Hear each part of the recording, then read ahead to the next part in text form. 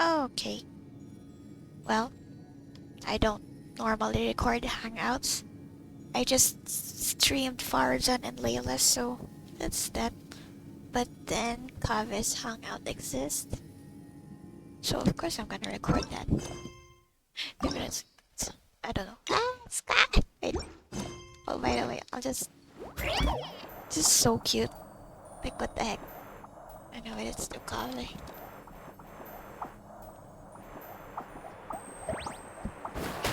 Oh. Where are those? Alright.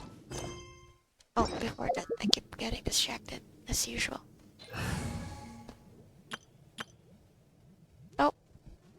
Oh, good. Naira. ずいぶん待ってたのよ。 Do I change? What do I change? Nah, I'll use some money cover.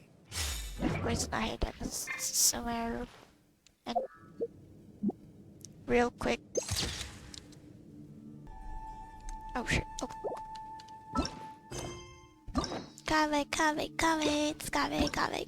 The pendulum of wheel and woe. Oh, it's the bird. His bird, that sounds. The sixth proposal, okay. Alright, getting straight to proposal. Shit, okay. Oh my gosh, my wires. Okay, whatever. Let's go as a laser. Oh, we're gonna go straight to it.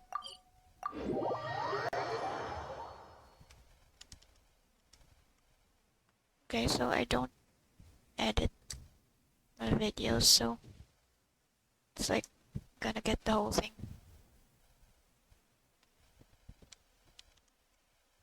I really didn't want to record, but it's Kaveh's Hangout. Can I read it far? Hey! Not okay. Just my luck. Why does this happen to me? Oh. Okay, not you this time. Kaveh, not you. Just my luck. Why does this happen to me? Okay. Oh. I see everything. If only I didn't fall for that scam last time.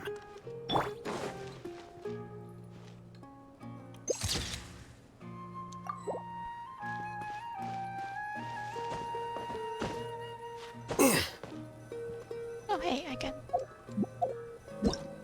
Yeah. I'm like sick of me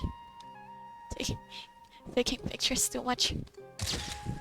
I probably have 16 or 20,000 screenshots now. Not sure. I've taken a look at your proposal. It's much better than the ones you showed me before, but I'd still like to make some changes. Oh, come on, not again. Isn't this the 6th proposal I've shown you? What's your issue this time? Sixth. Oh my gosh. It's a bit hard to put into words, but the design still doesn't look quite right to me. I have to say, that's a terribly vague and unconvincing explanation. Please enlighten me. What would feel more right to you? For starters, don't you think this roof is jutting out a bit too far from the top? It looks almost like the head of a fungus. This door, too. I don't think it needs to be nearly this large. If you could reduce it to around my height, you could use the leftover materials to construct a few more rooms. The roof and the door are the most fundamental parts of a building. If we were to change them, then what would be left of the design? Even if the soul of the building won't be lost, all traces of architectural style would be gone. Anyone with the slightest inkling of architectural knowledge would know to leave them alone.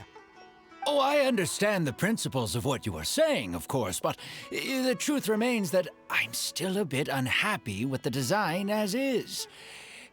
Is there anything else that you can do? Oh, actually, I just got an idea. Can we get rid of all the extraneous sections on the roof, so the whole design will just be one vertical structure, similar to that of a tree trunk? What? Don't architects often say that symmetry makes everything more balanced and pleasing to the eye? This way, the proportions will be completely balanced. I really don't know how you managed to come up with such a ridiculous idea. Wait, don't tell me. Someone hired you specifically to commission me and put me through the ringer? Come to think of it, though, I really don't think I've gotten on anyone's bad side recently. Anyway, that's it. I will not be working on this commission anymore. Goodbye. Maybe you can find yourself some other genius who'll be able to satisfy your demands. Hey, young man, please wait! Oh. I didn't do anything. Oh, Kaveh looks like he's in a bad mood. I should go check up on him. I didn't expect there to be a line there. Whoop, whoop. Is the guy still here? If only I didn't fall for that scam last time. Oh, were my requests out of line? Well, Yep.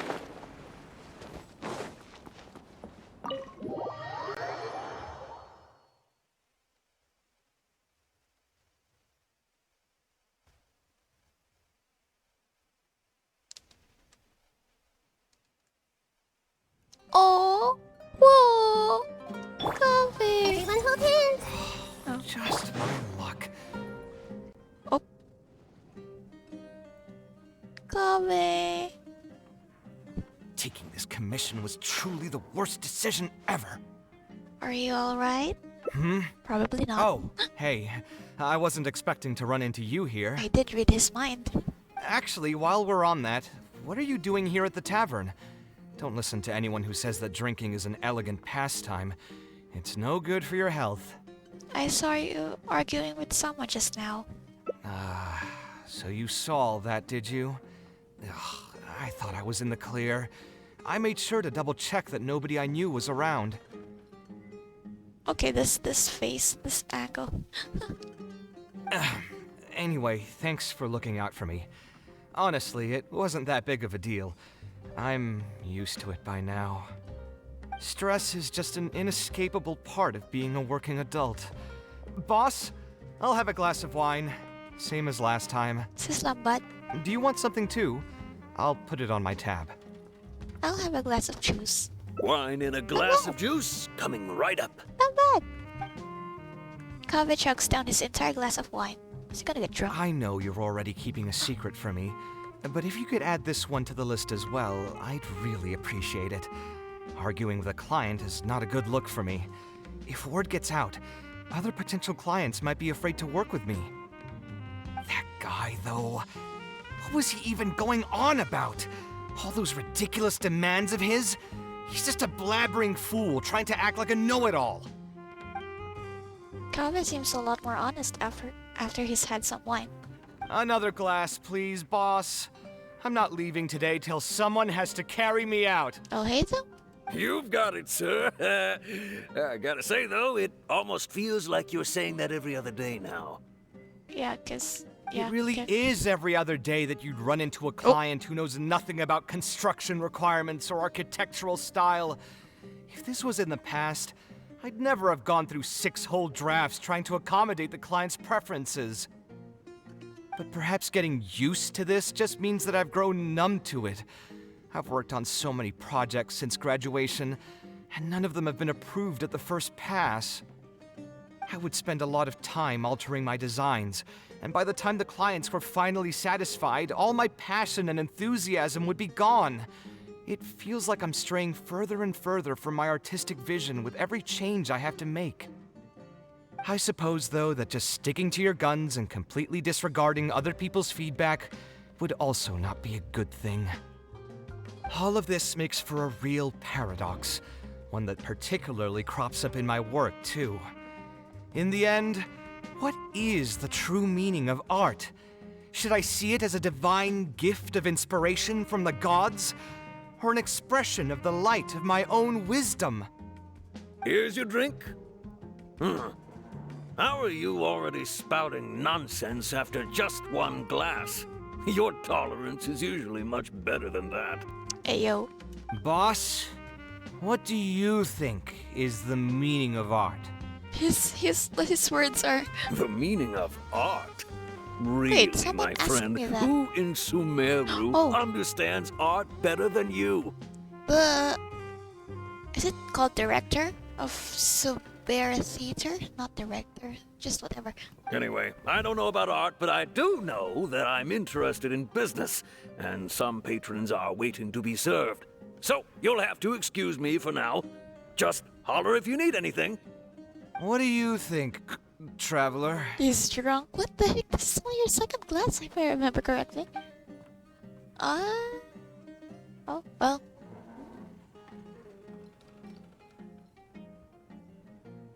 Something that embodies the creator's efforts and dedication? Exactly. Oh. So our thoughts on the meaning of art are rather similar. In Sumeru, Okay. and especially Sumeru of the past, the arts are not a popular discussion topic. Trying to talk about the arts is basically the key to killing any conversation. It's too bad that I'm not in my best form today. Otherwise, we could have talked about this for a little longer. Kaveh still looks dejected, and even the wine didn't help his mood. How can I help cheer him up? Maybe I should play it safe and just make a simple suggestion? Oh well, I'll do the first one. I'll help you convince the client to come to your side. Hmm? Go on. Ah, thanks for offering, but you've seen how he is. He's not going to listen to anything I say. He understands nothing about my design, and all the suggestions he made were as if he just wanted to mock me. I don't think he was intentionally trying to be difficult. Okay, it is possible that I was just jaded by my frustration. Well, given I'm already on my 6th draft, I can probably push myself to make a 7th. Let's go have another talk with him. I know where we'd be able to find the guy. There's no time to waste. The wine can wait until another time. I'll go take care of the bill. Wait, you've drunk a bit. You're gonna talk to a client? It's smelling a bit like wine? Okay, sure, Kaveh. Port. Oh, all the way over there. Are we gonna go straight into a cut the thingy?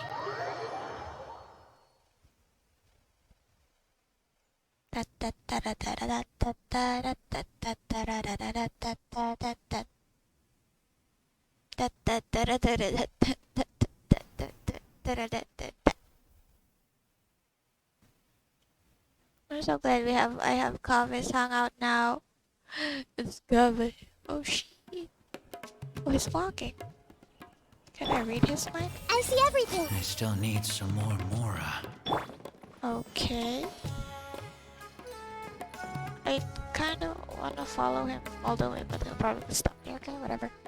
Kaveh, what are you doing here? I've changed my mind. I was overreacting earlier. Can we try discussing the project some more? My apologies as well.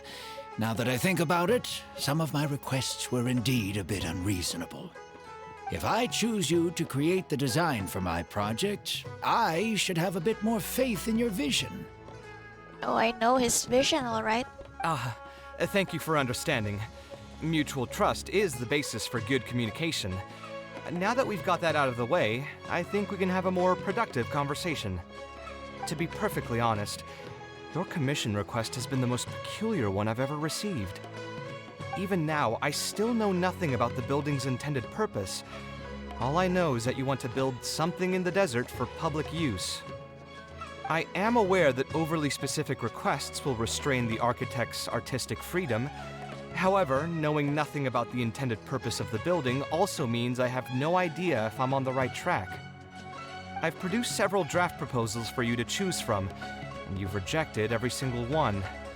If we don't get on the same page, it could be a decade before we can finally break ground on this project. Yes, I've given this some thought already. I think we can go with the general direction of the latest proposal that you just showed me. It's just Just what? Putting the building design aside, can we get some less expensive materials for the floor tiles? Yeah, I know someone in the business, and the red bricks he sells can go for pretty cheap. The timber here as well. We should be able to find some substitutes. Please give me a moment. My head's starting to hurt again. Just please hold on for a second. You did. Okay. So, let me get this straight. You want to reduce the cost of the project, right? But if we implement your suggestions, then I'm afraid we have to scrap the entire design. Architectural design cannot be neatly split into discrete parts. Any change to one part of the design will affect the quality of the whole thing. I decided to utilize high-end timber for this section because the weight-bearing structure requires the supporting materials to be durable and strong. Same with the tiles. Switch them out and the entire mural will have to be redesigned. More importantly, if we make such a change, both its practical functionality and aesthetic value will take a great hit. If all you need is a building with a roof that can keep people dry in the rain, you shouldn't have commissioned me. Many architects would be able to build you one of those while charging far less in commission fees. Actually, Please tell me, are you absolutely sure that there's no room for any changes in this draft of the design? I think the most important thing for me is to understand what you would actually like to get. If you could tell me more about your vision, I might be able to work with the design some more. You are the client, after all. You should have the final say on how the project turns out. I want to build something unique. Something quiet and warm inside. A refuge that can block out the world outside. Huh? I want all who enter this building to be able to temporarily forget everything that's going on outside of the building and just focus on their task at hand. That's a bit more information than last time, but it's still extremely vague. To put it another way, every rich person who wants to build a mansion for themselves would request something like this. We've gone through many proposals, and this draft is already the cheapest one.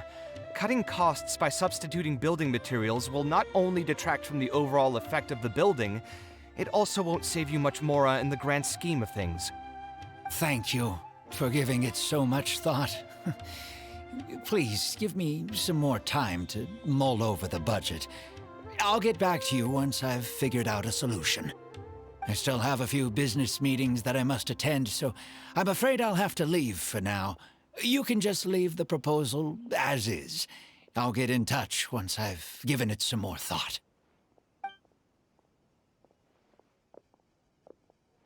Looking away down the... Oh, why do I feel like he's hiding something? I also have a similar feeling. Should we follow him and see if anything unusual comes up? Is that really okay? I mean, what he does now is none of our business. True. He does seem really suspicious, though. He dresses like a rich person, but when you talk to him, he hardly sounds the part. He sounds super frugal, too. That's actually pretty common. Not all rich people are spendthrifts.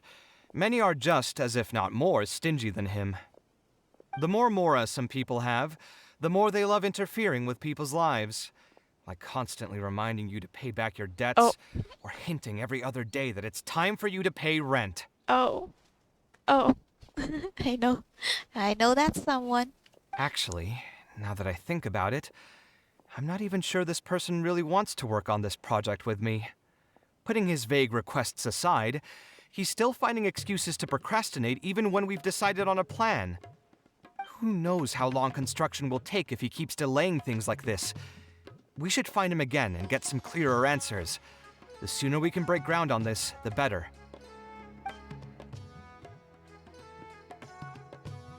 I gotcha.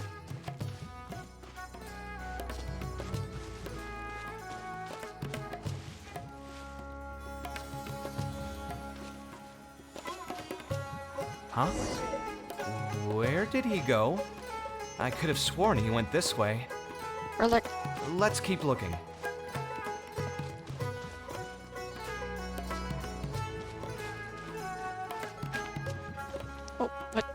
Wait, what? What? You search the area with Kaveh, but find no trace of Badawi. Hey, look! Isn't that Badawi? Oh, Badawi. Sure looks like him, but he's dressed completely different now. What is he up Eremite. to?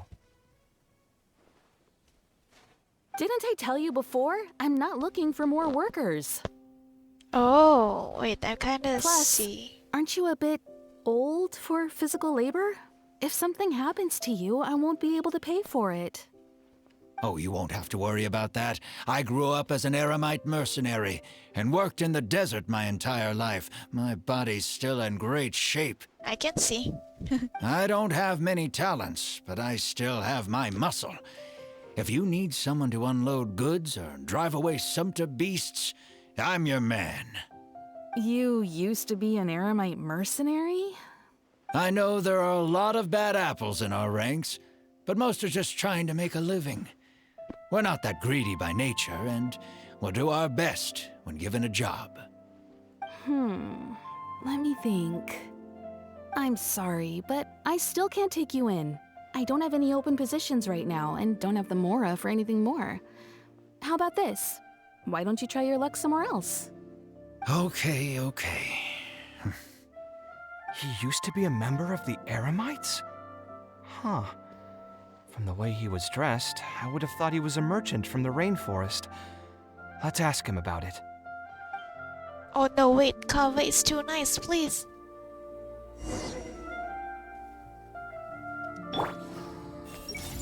I still need some more Mora.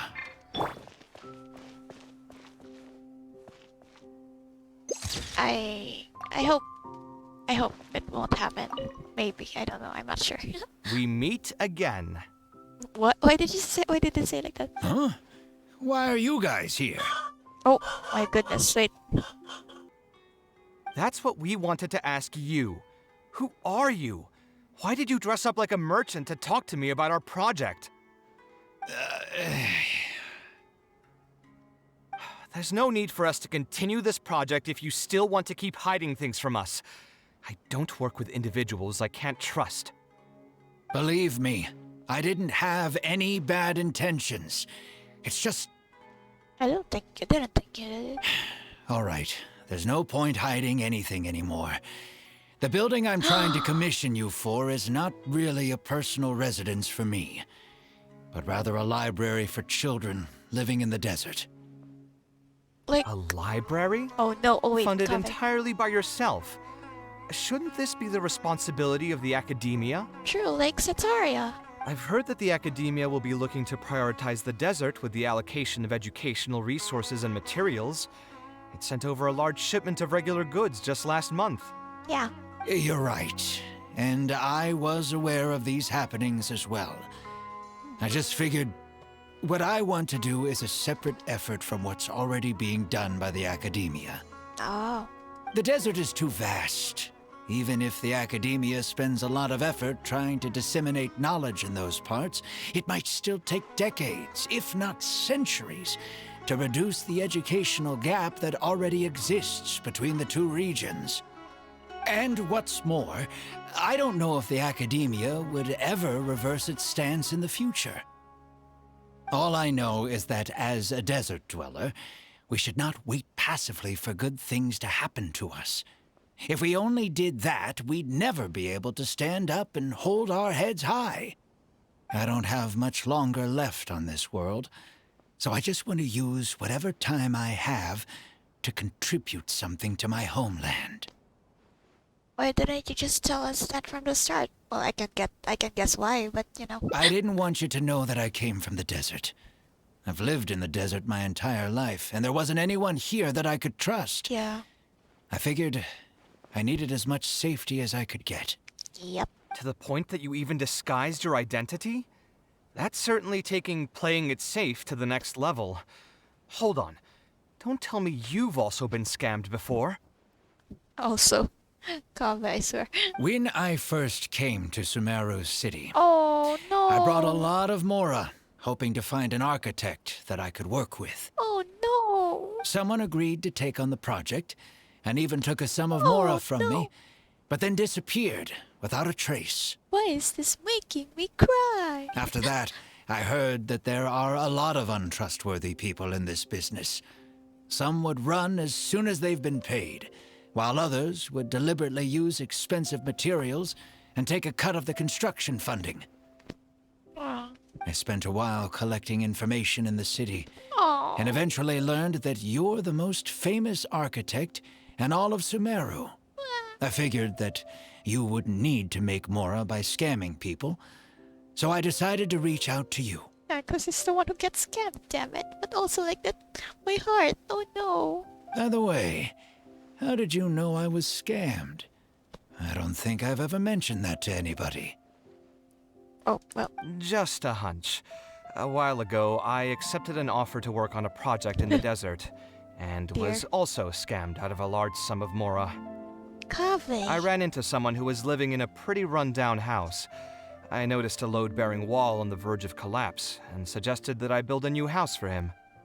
He said that he had no way to pay for it, so I loaned him some of my own Mora, and told him to get some stone and timber from the local vendors. Soon after that, I found out that he had gone gambling with all the money, and lost everything, down to the last coin. And after that, he even borrowed Mora from me twice more, using a different excuse each time. I didn't even suspect him of any wrongdoing until he hired a group of mercenaries and tried to ambush me in his own house. According to him, I looked like an easy target because I was an academia scholar who didn't have any family or friends in the desert. Bro. What kind of person would just look at someone else and think, this guy looks like an easy target?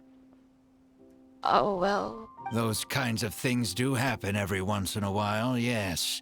Folks like him are the exact reason why us desert dwellers' reputation have gone down the drain. I must apologize to you on their behalf. Didn't do anything. It's all right. You were also scammed by someone from Kasharwar after all. I should apologize to you on their behalf. Oh. Ultimately, neither of our experiences had anything to do with the desert or the rainforest. People who are new to an area are always easy targets for criminals. Bad people are everywhere. Yeah, you'll find both good and bad people everywhere. I can't understand the logic of those who like to take advantage of others, but I have to accept their existence as a fact of life. Anyway, I digress. Let's return to the topic at hand. Did you keep rejecting my designs because you thought I was deliberately using expensive materials to take a cut as a middleman? Oh, let me just get distracted and say that he looks so soft. My heart. Kaveh. That's what I was afraid of initially, yes. I eventually understood that you weren't out to cheat me. But unfortunately, I still don't have nearly enough Mora to pay for the design you proposed. I've done the math and know that we should be able to make it if we cut some corners. However, after our conversations, I can see that you're passionate about your design, and I'm quite fond of the proposal as well. Yeah, now that he knows that it's supposed to be a library for the children of the desert, I think, well, you know. So, I decided to try and see if I can afford your proposal as is. I've been looking for work every day, and in another month, I should be able to cobble together enough Mora to meet the budget. By cobble together, you mean you're going to spend your entire life savings on this project? But then, what will you do if something unexpected comes up, and you find yourself stuck with no emergency fund? To be honest, I haven't really thought about that. I mean, when you've lived to be my age and something happens, you can't really call it unexpected anymore. All I want is to build this library before I leave this world, so that the children of the future would have some books to read, and the desert dwellers would be able to learn their letters and pick up some practical knowledge. You seem really passionate about this project. A while ago, I heard that the academia had decided to recruit a number of exceptional children from the desert. Of course, this is welcomed news. But as someone who spent their entire life in the desert, I still have a few concerns. I know the desert life and can predict what the problems will be. Many children from the desert have had neither the interest nor the proper environment to learn. So even if the academia would take them in, once they enter the halls, they might find themselves surrounded by other children who look and act very differently from them. And as a result, they might become socially isolated. Yes, I can imagine that. My father passed away at an early age. Even though I had a good number of friends during my years at the academia, for some time I still sensed many critical looks in my direction. I'm sure a child coming all the way from the desert will have an even harder time. But let's bring this back to the building itself. I think you said that you want this building to be quiet and warm, with its doors serving as a solid barrier to block out the sound and fury outside, and allow one to focus on the book in their hands. Building it according to the current plan will be quite costly. Even if I don't charge you any commission fees, I don't think we'd be able to keep it under your budget. Any ideas on what we can do? Oh, you're asking me. Oh. Okay. Okay. Well, I'll try this one first. Can we try a slightly different style? A slightly different style. Scared me. Give me a minute. Most architects would probably prioritize cutting costs and removing extra features in this situation. Indeed, converting the building into a simple bungalow would solve most of our problems. However, I do not think this would be the best solution. While it's true that the aesthetic value of a building is often viewed as an afterthought, neglecting it has some long-term negative consequences. It is especially undesirable in this situation, as the library will serve a high number of children, many of whom would have never been exposed to structures that may be considered elegant or beautiful. To completely give up on the more aesthetic design would mean stripping the children of an opportunity to appreciate the beauty of architecture. I share Badawi's sentiments in wanting to preserve a more complex design. However, if we can reduce the ornate aspects of the design while maintaining its fundamental elegance, which is to say we won't touch the arches and stone pillars but make changes elsewhere, this is definitely a first. To make up for the loss of regular details, we would need to put a lot of extra effort into the layout, lines, and color. I see. Would that really be okay? It just increases the difficulty of the design. You should feel lucky that out of all the architects in the city, you chose to approach me. Most of the others would have given up on this project by now. Well, you were about to, but you know. As for inspiration, I think I might have something in mind, but I'd need to visit the site to make sure. Where do you want this place to be built? Tell me the exact location. Aru Village. Oh. Although it wasn't my childhood home, I think it'll be the best site for such a building. It would. Okay, then we can pay a visit to Aru Village. Oh, you did a snap. That's so cute, but Is there something I can do for you? I've already caused you a lot of trouble before, and now you're revising the design again because of me. Which draft are we even on now? It's making me feel terribly guilty. 7th? Let me think. You said you used to be an Eremite mercenary, right? In that case, you could help us clear out some monsters that are blocking the way to Aru Village. I can do that alone. We want to keep the roads clear, and reduce the loss of materials during transport to a minimum. If everything goes well, that'll help us save some Mora. All right, just leave it to me. If there's anything I'm good at, it's clearing out monsters. What are you waiting for then? Let's pack up and get ready to go. I'm really just tagging along.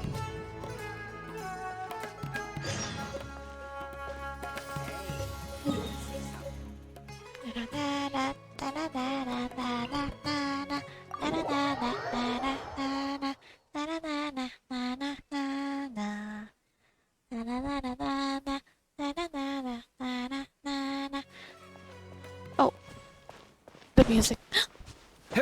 Oh, yeah. Meow. No! I was so close. Almost talked to the statue. Scarab. That I don't need anymore. Okay, I don't have to read anyone's mind. Very nice. Most materials going from Caravan Ribat to Aru Village would pass through here. There are a lot of monsters out here today. If you find it hard to keep up, just let us know. Oh, don't worry about me. This is nothing. I'll be careful, though, and you should do the same. I'd rather do it alone though. I wanna see him. Oh, we're gonna guide it. Blah, blah, blah. Wait. Wait, I have a trial, Kaveh. Sight clear! Oh, see, I don't have a healer out. I should. What the heck? Don't collect.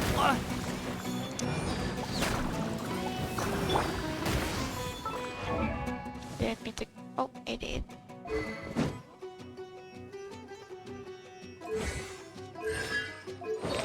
I was scared of these. Hey! Cut it!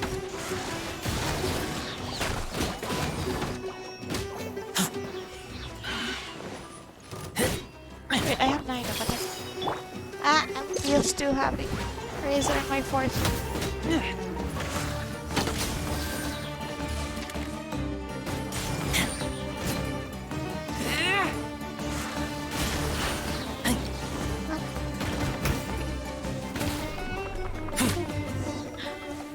It doesn't crit. I knew it. I should have done this alone. Oh, are you hurt? I'm fine. I've spent my entire life fighting these kinds of monsters in the desert, after all. They won't get the best of me. But it's one thing to fight against monsters, and another to fight against an old injury. It's something I picked up when I was young. There were many fights between mercenary brigades back then, and one day someone stabbed me in the back. Quite literally, huh? I don't think much of it back then, but with age, it's caught up to me. Few mercenaries get to enjoy their later years. Failing health tends to take the joy out of reputation and wealth, and many mercenaries never even made much of the latter to begin with. Is there someone you know who can help to look after you? Unfortunately, no. My wife passed away at an early age, and I don't have any children. Sometimes I'd close my eyes and realize most of my life story has already been written. I have many regrets about my past, but at the same time I also know that there were never many options for me in the first place. I joined the Eremites when I was young, and won many battles with them. My survival was more a matter of luck than actual ability. If at all possible, I want future children of the desert to have some more options in life. I don't want them to turn out like me. My apologies. The older we get, the more we tend to ramble. Seems like we've already cleared out most of the monsters. Let's hurry over to Aru Village. My tower belongs Fear of the Elderman. I can't read that fast. What's on your mind? I think it's really admirable of him to spend his whole life savings on people he's never met. Oh, like someone I know. Maybe he's doing this out of natural kindness. I Kindness was- that hasn't been eroded away by the struggles of his life. Doesn't that also sound like you, Kaveh? Let's just say. Perhaps. To clarify, though, I don't think I'm quite the same. Some people call me an idealist. I do have some sentiments of that general persuasion, such as wanting everyone to be able to lead a happy life. But my situation is more complex than that. In the beginning, what drove me to harbor those thoughts was less idealism Yep. and more a desire to make up for a sense of guilt. I wanna explain, but I don't know how to explain. When I was young, I impulsively encouraged my father to take part in the first Inter-Darshan Championship, hosted by the Academia. Yep. He set off confidently hoping to win something for me, but failed to clinch the title. What's more, he fell into depression after the competition, and requested to join an investigative research project in the desert. Sachi? I never Sachi? saw him again. Word has it that he got caught in quicksand. Even if other factors may have contributed to his death, the fundamental cause still circles back to me. I started doing many things in life because I wanted to make amends. Even in cases where I couldn't do something for a specific person, I still did whatever I could. I think I just wanted to make myself feel a little better. And is that still how you feel? At this point, even I don't know. I've tried self-reflection, but it didn't help. I can't seem to walk away from many things that I see or hear about, even if they don't directly concern me. And I can't quite pinpoint the source of it. Maybe it's just like what those Vahumana scholars often say. It's hard for people to truly understand themselves. I could be doing things out of endless guilt, or I could be doing them out of a strong sense of empathy. It could even just be a matter of conceit. The potential motivations could number in the dozens, but the actions they result in are the same. Anyway, I suppose I don't really mind being called an idealist.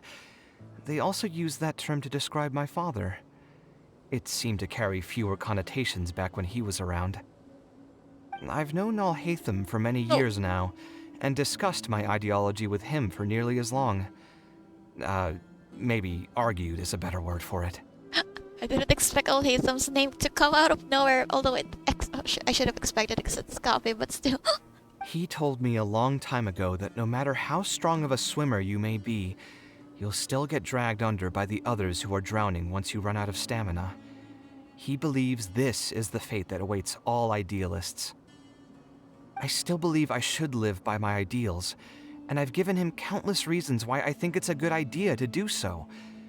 Perhaps my ideals are flawed, but are there really any perfect things in this world? Unfortunately, he remains unconvinced. His personality is the exact opposite of my own. If someone happens to drown next to him, he'll most likely stand on the shore and mumble something along the lines of respecting other people's fates. But as you can see, I'm not the only idealist in the world. Just as there are different seasons, there are also different people. There are many others who will continue to care about the fates of those who are not directly related to them. And when I finally run out of stamina, someone will also reach out and bring me back to shore. Aww.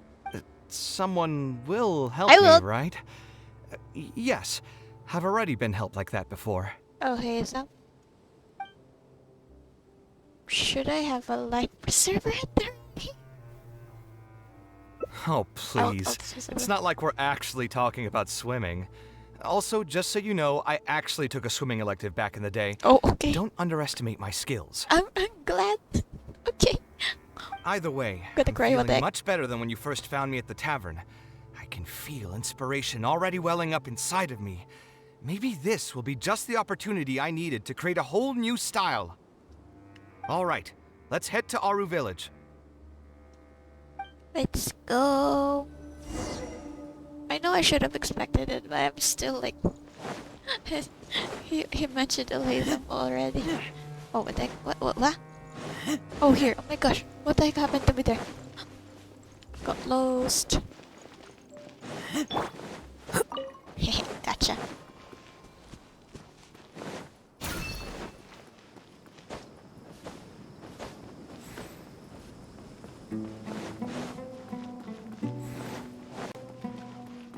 Hi, Saba.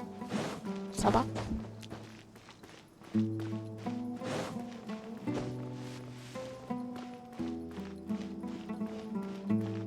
Where am I going? Oh, wait, what? Here?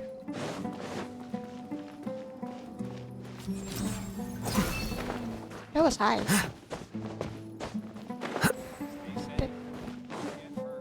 Thanks. Oh, this is where we found Al-Haytham. And then Hat Guy. Now that we're here, I didn't hide it's them. my partner's time to shine. Yes! Marak! Marak! Marak! Oh, what's this? His toolbox, as he said. My toolbox. Oh, I yeah. built it using an ancient mechanical core. It's not too smart, but Bro. it's super useful and Bro. can help me with a variety of tasks. Marak will remember that. I'll take Marak and find a suitable location for the building. Once that is done, I'll get to work on a few designs. Traveler? Satara, hello. Ah, you know each other? Yes. Hello. I suppose you must be Kaveh from Kasharawar. I have heard of you before. My name is Sataria, and I'm currently the person in charge of promoting educational assistance programs here in the desert. Educational assistance programs. Then you must be familiar with the local conditions here. I can't say I'm too familiar just yet, but if you have any questions, I'll try my best to answer them. I've been commissioned by Mr. Badawi to build a library in the desert.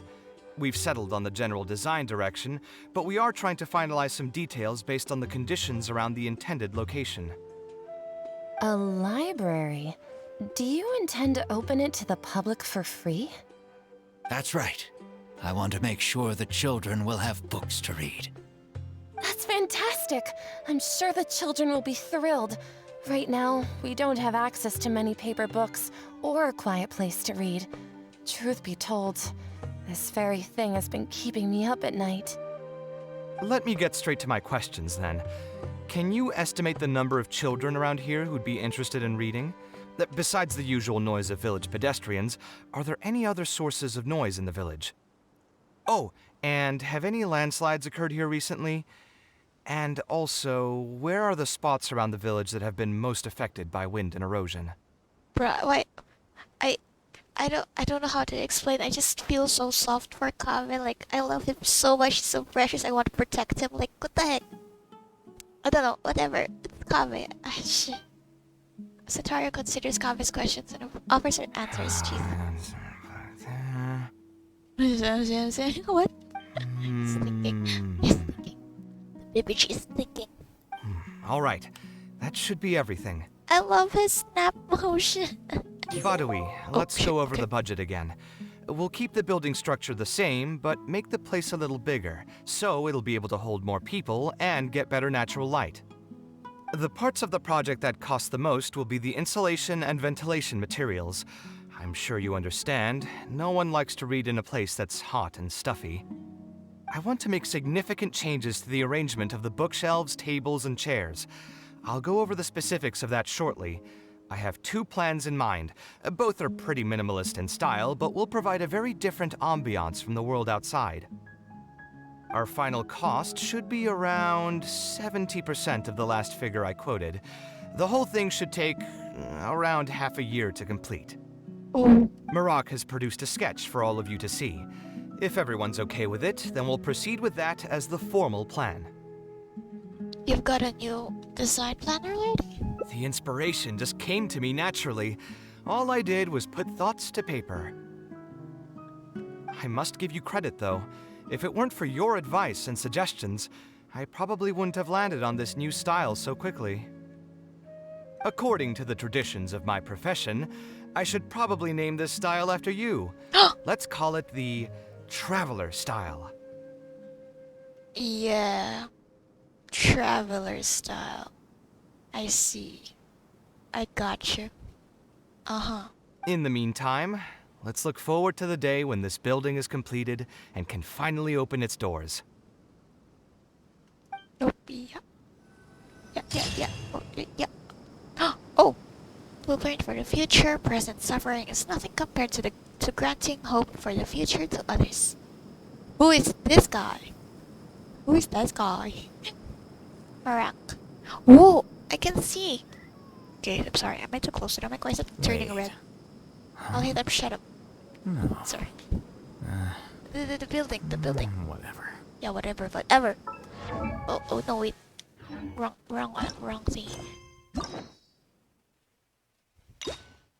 I'll claim all of them in one go, but yeah. I want to go closer. But can I like full screen this thing? Oh my gosh. Okay, so yeah, I can see this. This one. Oh my gosh, it's like an open book. Here. It's like an open book. See it? It's like an open book. I don't know what else to say. It's open, open, open. It's so cute. I wanna. Okay. Oh dear. Okay, let's go to the second The part. scribe's work is simple, which is exact. Yeah. Sorry. Oh, wait, what? Okay. Keep getting lost. Shh. Da-da-da-da-da-da-da-da-da-da.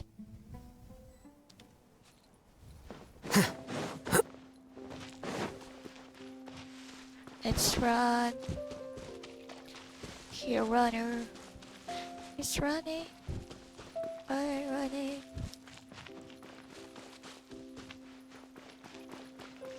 He be running. Okay, I'm gonna skip, of course. We meet again. Huh? That's what we. Oh, I don't think this will affect anything, but why did you feel like you need to? I didn't want you to know that I came from the dead. Well, would any other merchants be willing to sponsor the project? Sponsor the project? You mean convince wealthy merchants to join our cause and pool their money together to build the library? Yeah. That does make sense. A library is a big project, and it's going to be hard to fund it with just a single person's mora. What do you think? If we can find others to sponsor the project, we could potentially increase the size of the building 2- or 3-fold. It's all fine with me, but where do you think we'll be able to find these sponsors? Well, you're right. If I really think about it, I'm not too familiar with many big-name merchants. Why her? Can we escort? Her? Hard pass. With her shrewd and greedy personality, she would never put Mora into something like this. Maybe she can connect us with some of her contacts? Now there's an idea. She probably won't say no if all she'll need to do is to make some introductions instead of spending Mora. Let's go and pay her a visit. Let's go. Though I don't really wanna, but let's go. Okay, it's definitely the next part. Oh, next part? Next ending?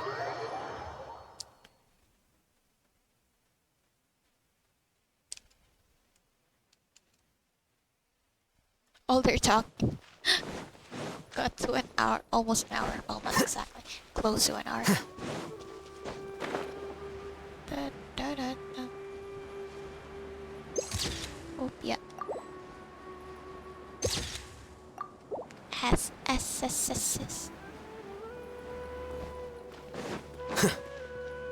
Lord Sagama Bay. Lord Sagama Bay. Oh, now here are some unexpected guests. What brings you to the Palace of Alcazar's Ray? When I saw Kaveh, I almost thought it must be that time of month again. Sadly for me, I must wait a few more days before I can collect my shiny Mora.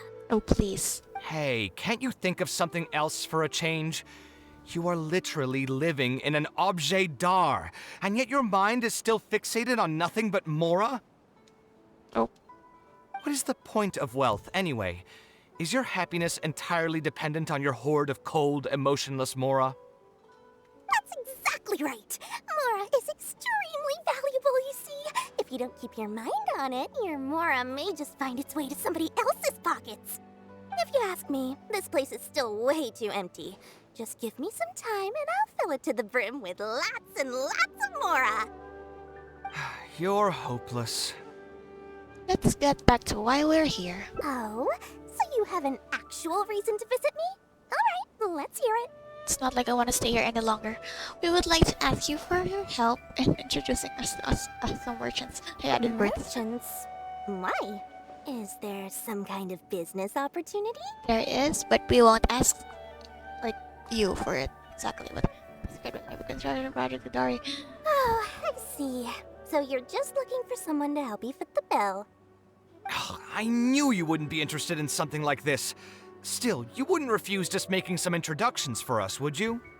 Sure, I can connect you with some folks, but with every service comes a fee, you know. Yada yada, Dory. A fee?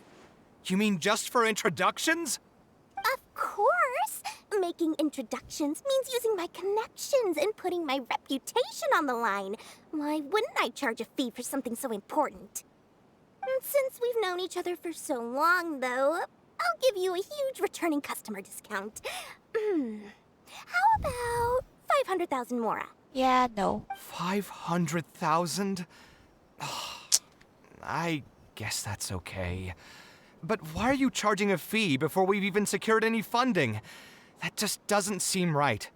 Can I foot the bill, Kaveh? Besides, by helping us out, you'd be doing a great service to the public. Can't you take your mind off your Mora even for just 1 second and focus on something far more important? Don't ask Dory that. Ugh. Oh, what? Very well. Since you're so passionate about this project, I'll help you out and waive the introduction fees. I wanna leave. 3 of my business partners came by earlier today to discuss some things with me, and they still haven't left yet. I'll arrange a meeting for you, and just so we're clear, it'll be up to you to present your project and discuss any deals. Obviously. Thank you I so would say much. that. Thank you, I guess. You can wait here.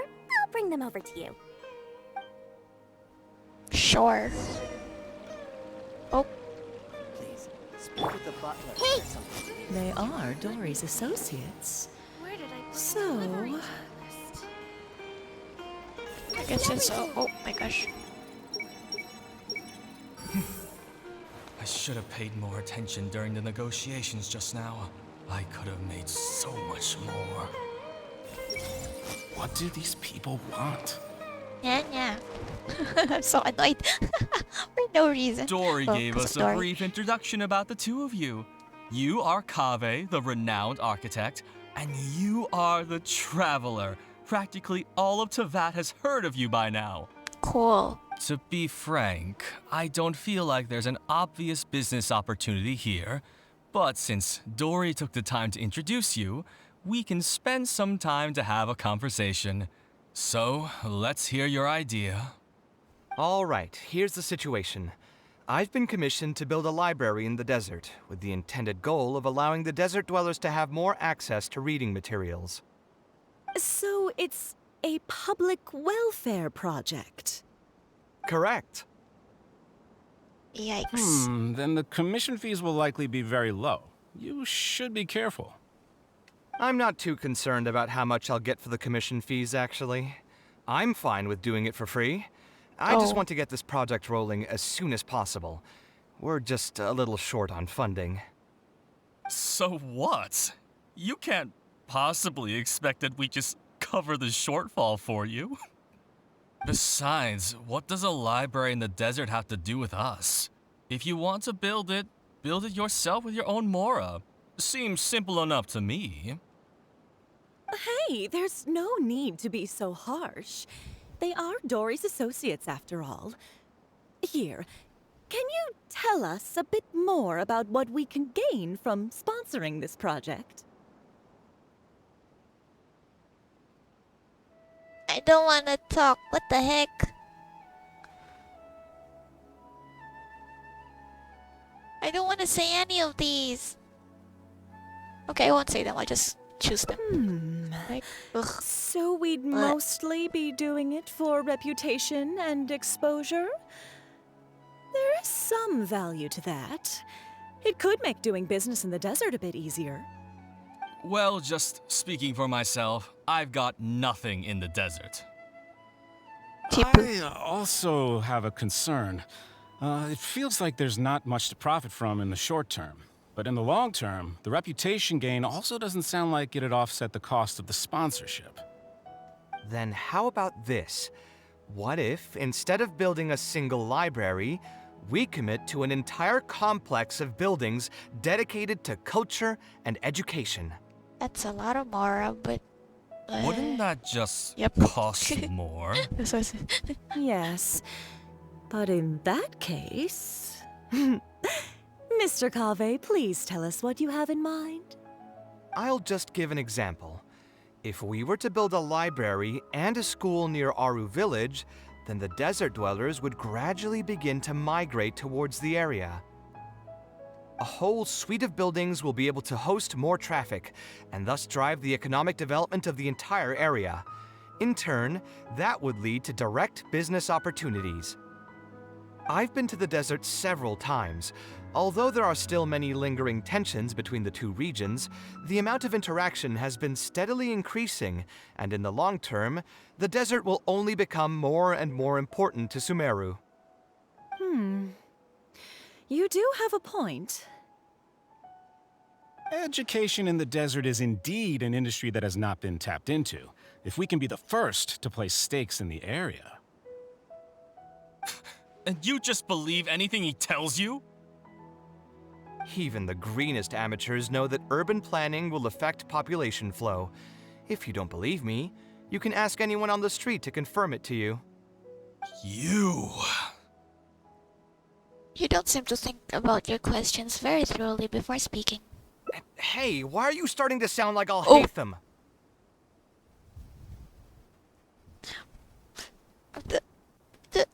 Wait, something just occurred to me. If we're going to build a library in the desert, Aru Village would obviously be the best place for it. But it seems we're not the only ones with our eyes on the village. I heard a rumor a while back saying a lot of land and buildings in Aru Village have already been secretly purchased by a big-name merchant. What? What? What? Oh, what? In other words, if we try to join the fray now, there won't be much left for us. If we want to build a suite of buildings focused on education and culture, Aru Village is the prime location. If we want to build it anywhere else, we'll have to deal with a far larger list of problems. It's not impossible, I suppose, but... Then there's no hurry. We can wait for Aru Village to develop more first and get into the market for expansion to other areas. But Badawi is in a bit of a rush. Not exactly whatever. But if you were to do that... Is there nothing else to discuss? Great timing! I pretty much heard all I want to hear. If there are no other urgent matters, I'll be on my way. I'd be glad if you just leave. I'll be off as well. If you have any new ideas, please feel free to reach out. It seems like the others are not interested in funding this, so no point in me doing this on my own. Let's revisit this another time. Hey, guys, wait! Well, what can I say? I guess it went somewhat as expected. They are Dory's friends, after all. Yep. As soon as they heard that there's not much more in this for them, they lost all interest. That's just business, I guess. Yeah, it's just another day doing business with people. But I can never get used to that. Those people never think of anyone other than themselves. Looks like we'll have to figure out some other way to get the funding. Let's go. I know someone, but How did the meeting go? Want to talk about it? not really. Most benevolent Lord Sangma Bay, makes your dreams come true. I'll hit them, please. Oh, Bench. where did all that passion go from earlier, I take it you weren't able to find a sponsor for your project? Well, they were your friends, so Please don't tell me that you're here to mock us. What kind of person do you take me for? Would the kind and generous Lord Sangama Bay really do such a thing? I will say, though, I more or less expected this outcome even before I introduced them to you. You can try to talk up the project all you want, but the facts will remain the same. This project is high investment with slow returns. No sane person would put their money into this. But this isn't just a business project, right? Also, if you already knew no one would want to partner with us, why did you still try to charge me 500,000 mora? You scammer! You might want to remember who your creditor is before you start talking like that, Kaveh. I'll pay back every last coin that I still owe you, but that's a completely different matter. Alright, since you're so devastated about this, I'll set you up for dinner with another big-name merchant. In fact, I'll be inviting the most famous merchant in all of Sumeru, so I'll be counting on your performance. isn't that you? What? Really? I would like to sincerely apologize for my attitude just now. Kaveh! So, where would we be meeting this merchant? Follow me. Oh, I suppose both of you can come.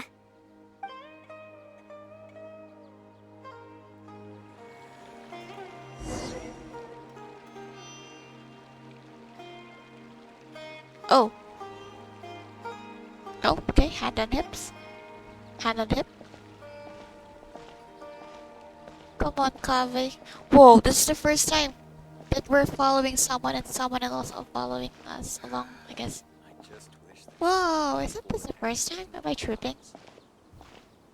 Kaveh, come on now, walk faster. You've got longer strides. Why are we walking like this? Oh, Panisar. Oh, he's up in Kaveh, okay. This is the place. You said you're going to introduce us to the most famous merchant in Sumeru. Well, where are they? Kaveh. You still don't get it, huh? I'm the most famous merchant in Sumeru. Is Lord Sagamabe. I already said that. Huh? So you meant yourself all along? Then why did you bring us here? The table. Well, I've given it some thought, and that complex of education and culture buildings that you mentioned does hold some promise. It'll be a pretty big Mora sink, and I'll have to fund it all on my own, but that's not really a problem for me. Oh? Seriously? Yeah, exactly. Where's this generosity coming from so suddenly? Oh, yes. Are you trying to scam me again? That's what I'm thinking. The reasons are not important. What's important is that I'm willing to help you. Sure. However, you know just as well as me that once this project actually breaks ground, it'll start sucking Mora from my pockets like crazy. So, to cut costs... I get it. I won't charge any commission fees, and I'll take responsibility for the entire project. Splendid! Then let's sign the contract right away. Dory repairs 2 contracts after a brief recovery and some record speed. This way, the children of the desert will have some books to read. Their lives should improve a bit after this. Did you read everything? You seem rather pleased. Of course. There are a few things better than using my knowledge to help other people change their fates. I must thank you as well, Dory. I used to say you only cared about Mora, which might have been some prejudice on my part. Sorry for that. I will also try to pay back my debts as soon as possible.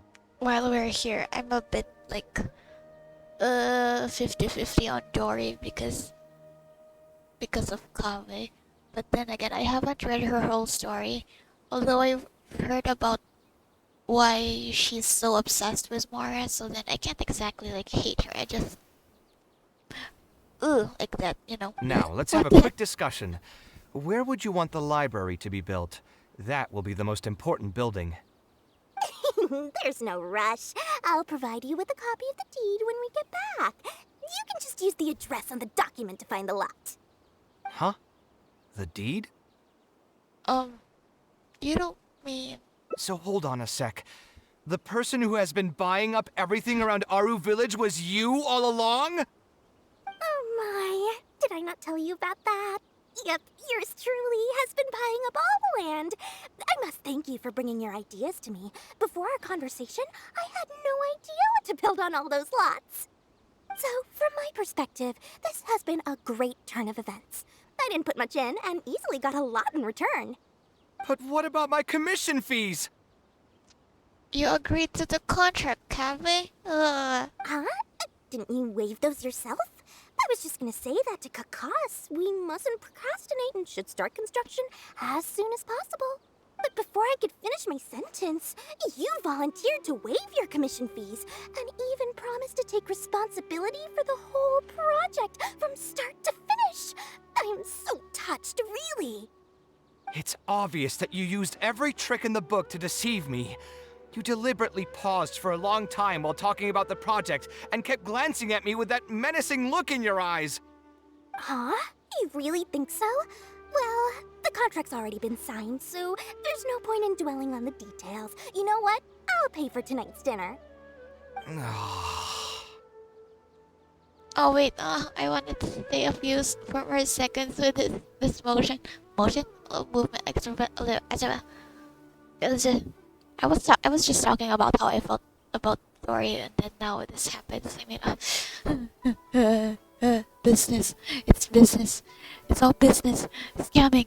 Fine, I'll drop the argument on the commission fees.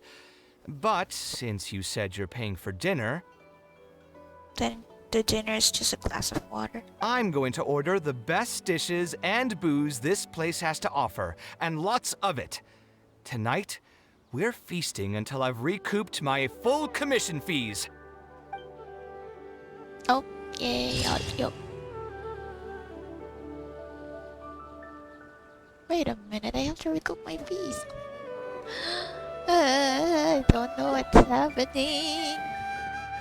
Get me out of here. I don't want to see Dory. Okay, that's one end. Oh, two endings. Oh dear. Okay, let's go. What are you looking at? Oh! Shower student. I'll ever be able to create something so incredible. Oh, she's looking at Paula's. Sorry.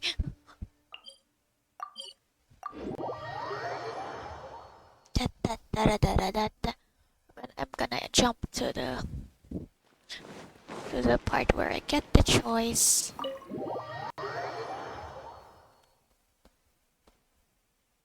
Choices. I'll switch to hate them. Kaveh so cute, precious.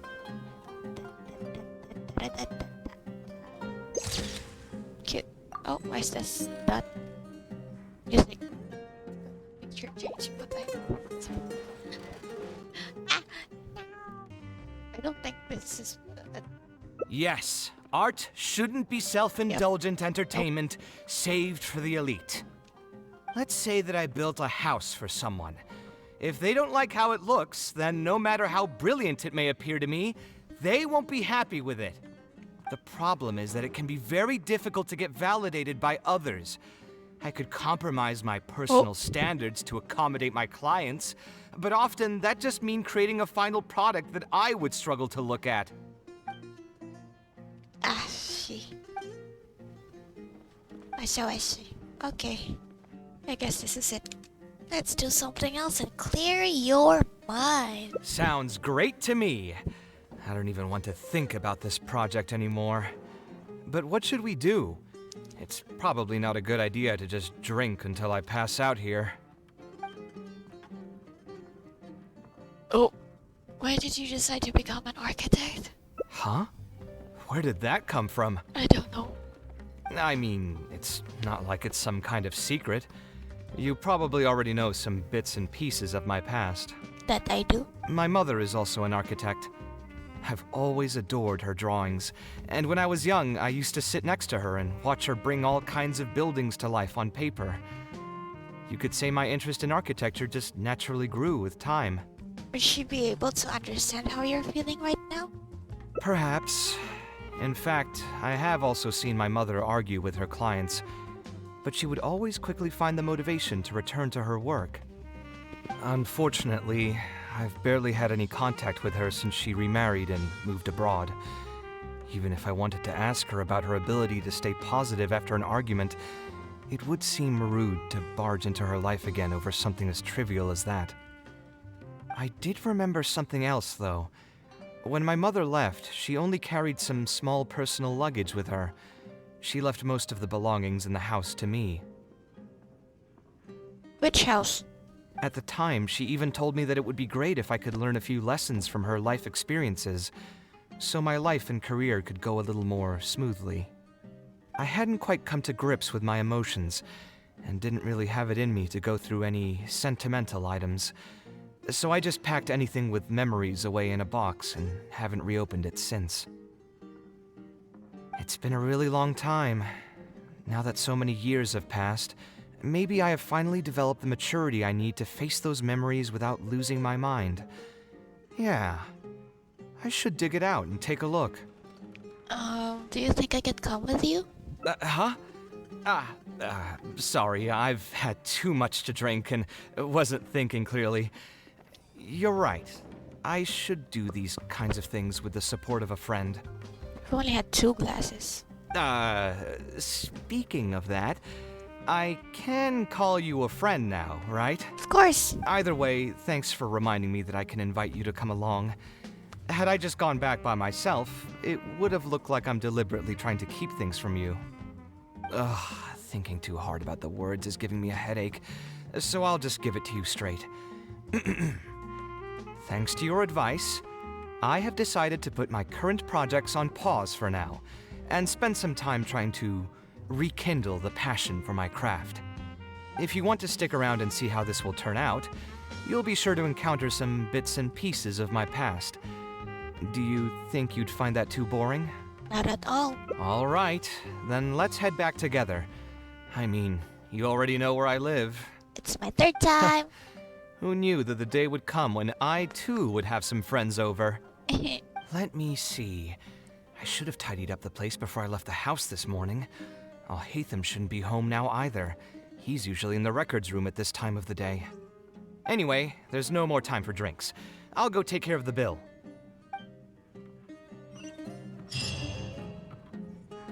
Let's go.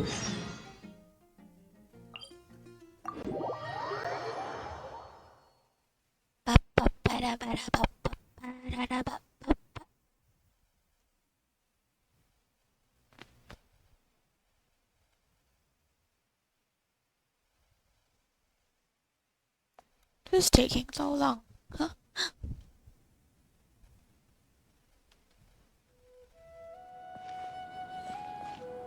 Oh, I see. Well, let's go to Hazem and Kaveh's house. Go home with Kaveh. This is a nice screenshot. Although I can't screenshot it right now. I don't know why. But...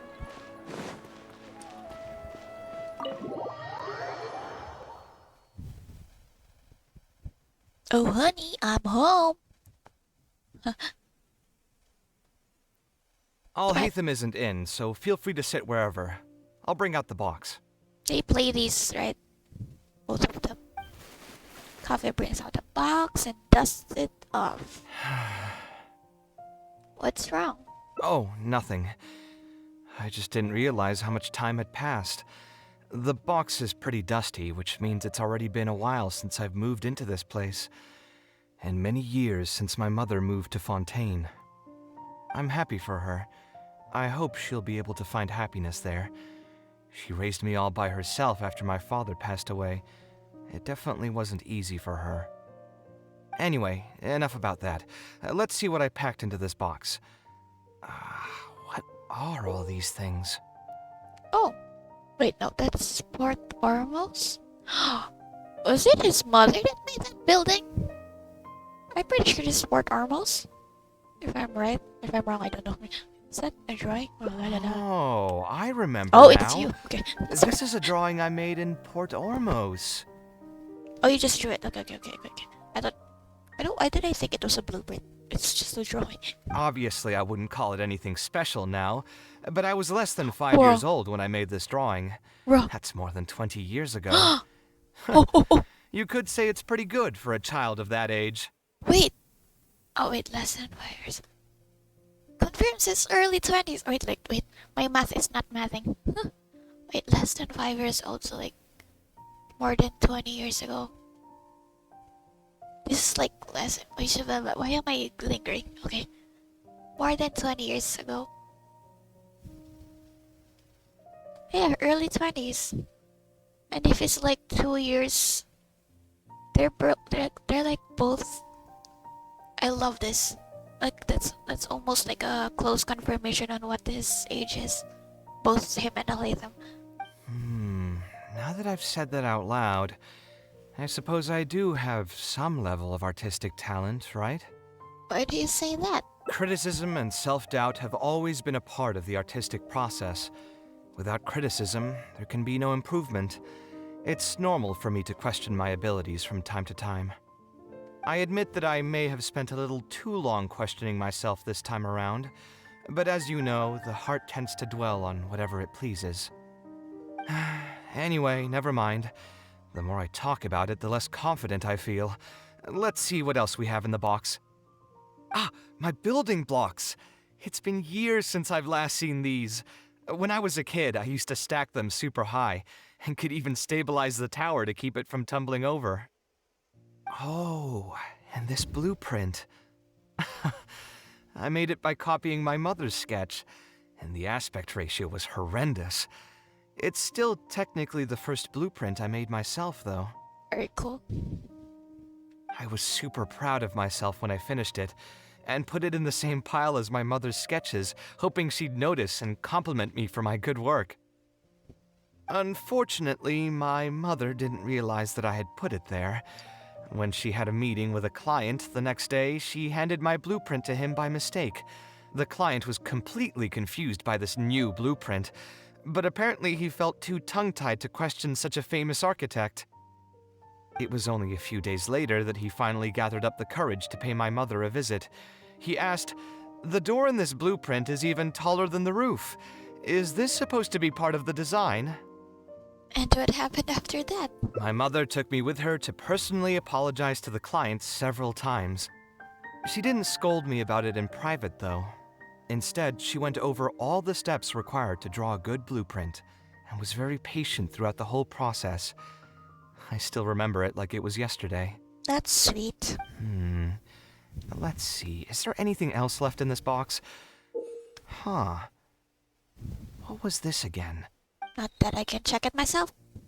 A notebook with a lock? Ah, this is my mother's notebook. Oh, she okay. used to write and sketch in it all the time.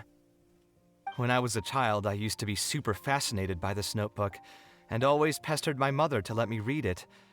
After asking her a few times, she told me that I could read it as long as I could guess the password. Huh. Wonder why she didn't take this notebook with her. Did she leave it to me on purpose? You could open it and take a look. If only I could. I never managed to guess the password. Even after all those years? He already said that he hasn't touched this box in like a while, that's why it gathered dust. Hey, it's not a matter of time, it's a matter of inspiration. That's what we need to guess the password. Who knows? Maybe this time something will click in my head, and the answer will just present itself. Let me think. What could it be?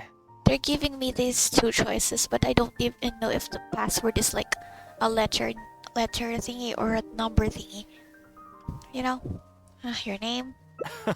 I could tell what you were thinking. Kimi Don't worry, I tried all the easy guesses a long time ago.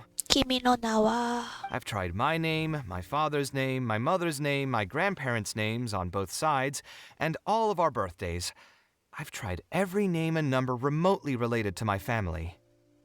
I've even tried stuff like love you Kaveh, take care, and yours truly. I've tried every cheesy phrase and well-wish in the book, but this lock has refused to budge. How the heck does this lock work? Why does it have like... It's not like... It's not like a 4-digit thingy or like a 4 space. I wouldn't whatever. try that route again. I have a hunch that it won't be that simple. Also, if she really did use something like that, she'd never hear the end of it from the folks over at Haravatat if they ever found out. Wait, we can try asking some of our older acquaintances. Okay, let's just do this first. So we could find someone who was close to my mother and see if they might know anything? I see what you're saying, but who should we talk to for that? You're asking me about something related to your mother? My mother was never really the one to be social. My father was the one with more friends, but all those connections were severed when he died. Let me think. Is there still someone at the academia who would know my mother? Oh. Ah, actually, there is someone. Professor Zaha Hadi. Zaha Hadi. Who is that? Huh. You've never really heard of her? She's a famous Kasharwar scholar and leading expert in formal garden design. My mother studied under her as a student many years ago. Professor Zaha Hadi published many works during her career, so I was able to learn a lot by studying her essays. If there's anyone who still remembers my mom, it'd be her. She's older now and is no longer teaching at the academia. But if I remember correctly, she spends most of her time around the Bimarstan area. Let's go take a look. We might run into her if we're lucky. Let's go. Wait. Okay. Oh my gosh. Now what do I do? Do I leave? Well, you know what? I'm actually glad. I was gonna say, we have a way to go inside Alhitham's house. Cause we can't normally go inside it. Yep. Yeah. Anyway, we can't really go inside it normally, but then we have a way. Through Kaveh's Hangout. Why am I so?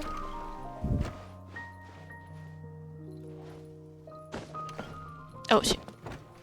Oh, by the way, I don't think I have a video of that uploaded, but I had a friend come over, post as Kaveh here, and then I sat here as Alhaitham, and they were really cute pictures. I love it so much. It was so adorable. Okay, now I can leave at least. We have a way to go inside. Let's go! Yay! We just have to go through that route. Oh, that makes me happy. What the heck? Oh, that makes me so happy. I'm so happy. What the heck? That do I not have any other words other than I'm so happy? What the heck? That's just so nice. Can go inside their house. What am I supposed to do now? Baby! Forget it. I'll just head back. Baby! Tainari, what are you doing here? Oh, it's you. Good to finally see you again. I came into the city to buy some experiment reagents, hoping to bring them back with me to Gandharvaville. But as soon as I got here, I noticed someone banging on Cyrus's door. You've all heard of Cyrus, right? Yes. He's an ex-sage and Cyno's adoptive father. Yep, I'm also wondering why the heck we have two Cyrus in this world. I was thinking about going over to ask what's happening. That granny over there may appear old and frail, but her vocal cords certainly sound loud and healthy as ever. Professor Zahahadi? Granny? Yeah, she's just over there. You can go check out the situation yourselves in a moment. Kaveh, were you at the tavern? I had a quick drink or two.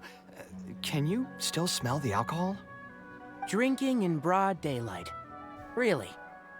You want to pass out by the road and get run over by a sumpter beast like some mindless fungus, huh? And you, traveler? You didn't try to stop him? I'm sorry.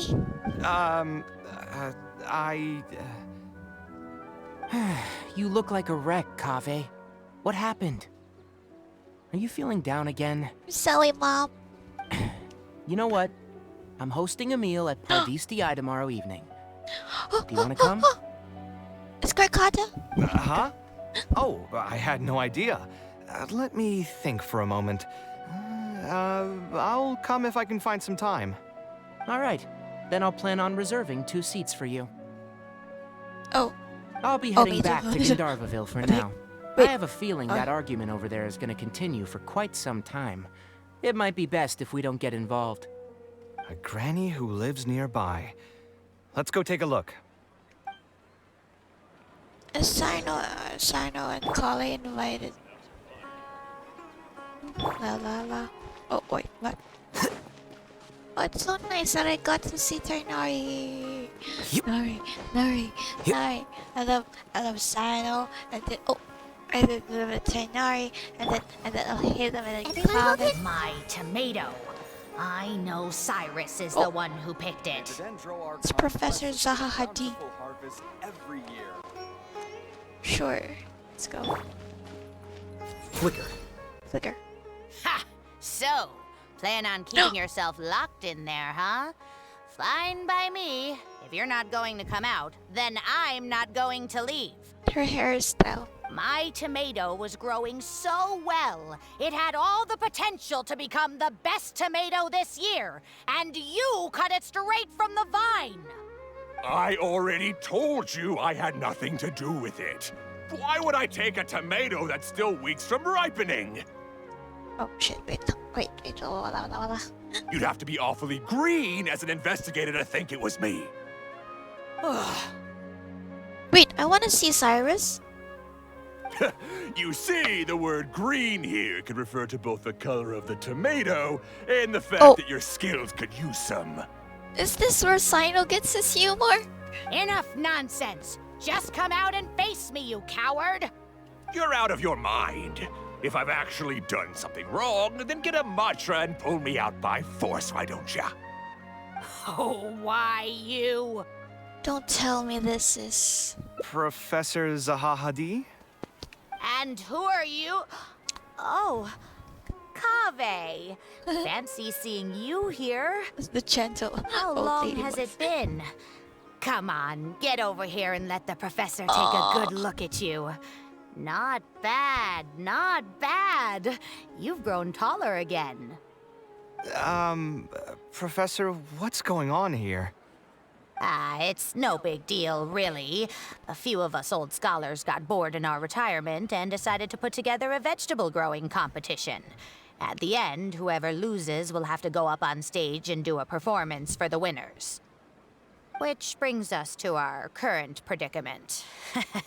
My tomato was sure to win until a certain someone decided they couldn't bear to lose. She deliberately said it out loud. Hey, don't try to defame me in front of the kids. If we're airing out each other's dirty laundry now, then why don't we talk about you sneaking into Janat's garden the other night? Lucky for you, seeing these youngsters come to pay their respects today has put me in a better mood. I'll let you off the hook, for now. Come on, let's go. We'll take our conversation elsewhere. He doesn't need to be a part of it. Yes, of course. I wanted to see Sino's adoptive father.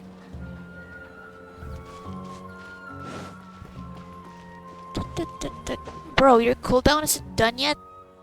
Bruh. Is Faranak still doing well? Oh, name. Yes, as far as I know. She left for Fontaine some time ago and started a new life for herself. She's still doing work related to architecture, though. Ah, yes.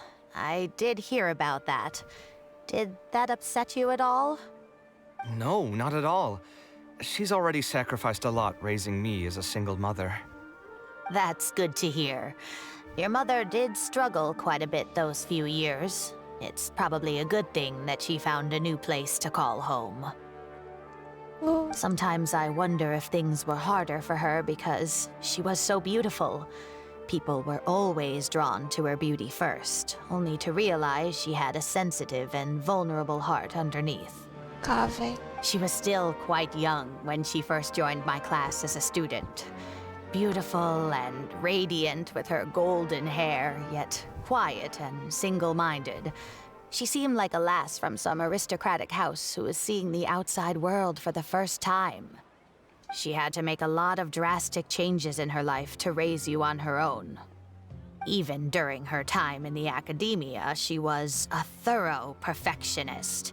If she was unsatisfied with something she had made, she'd insist on redoing it, even if I was perfectly happy with it.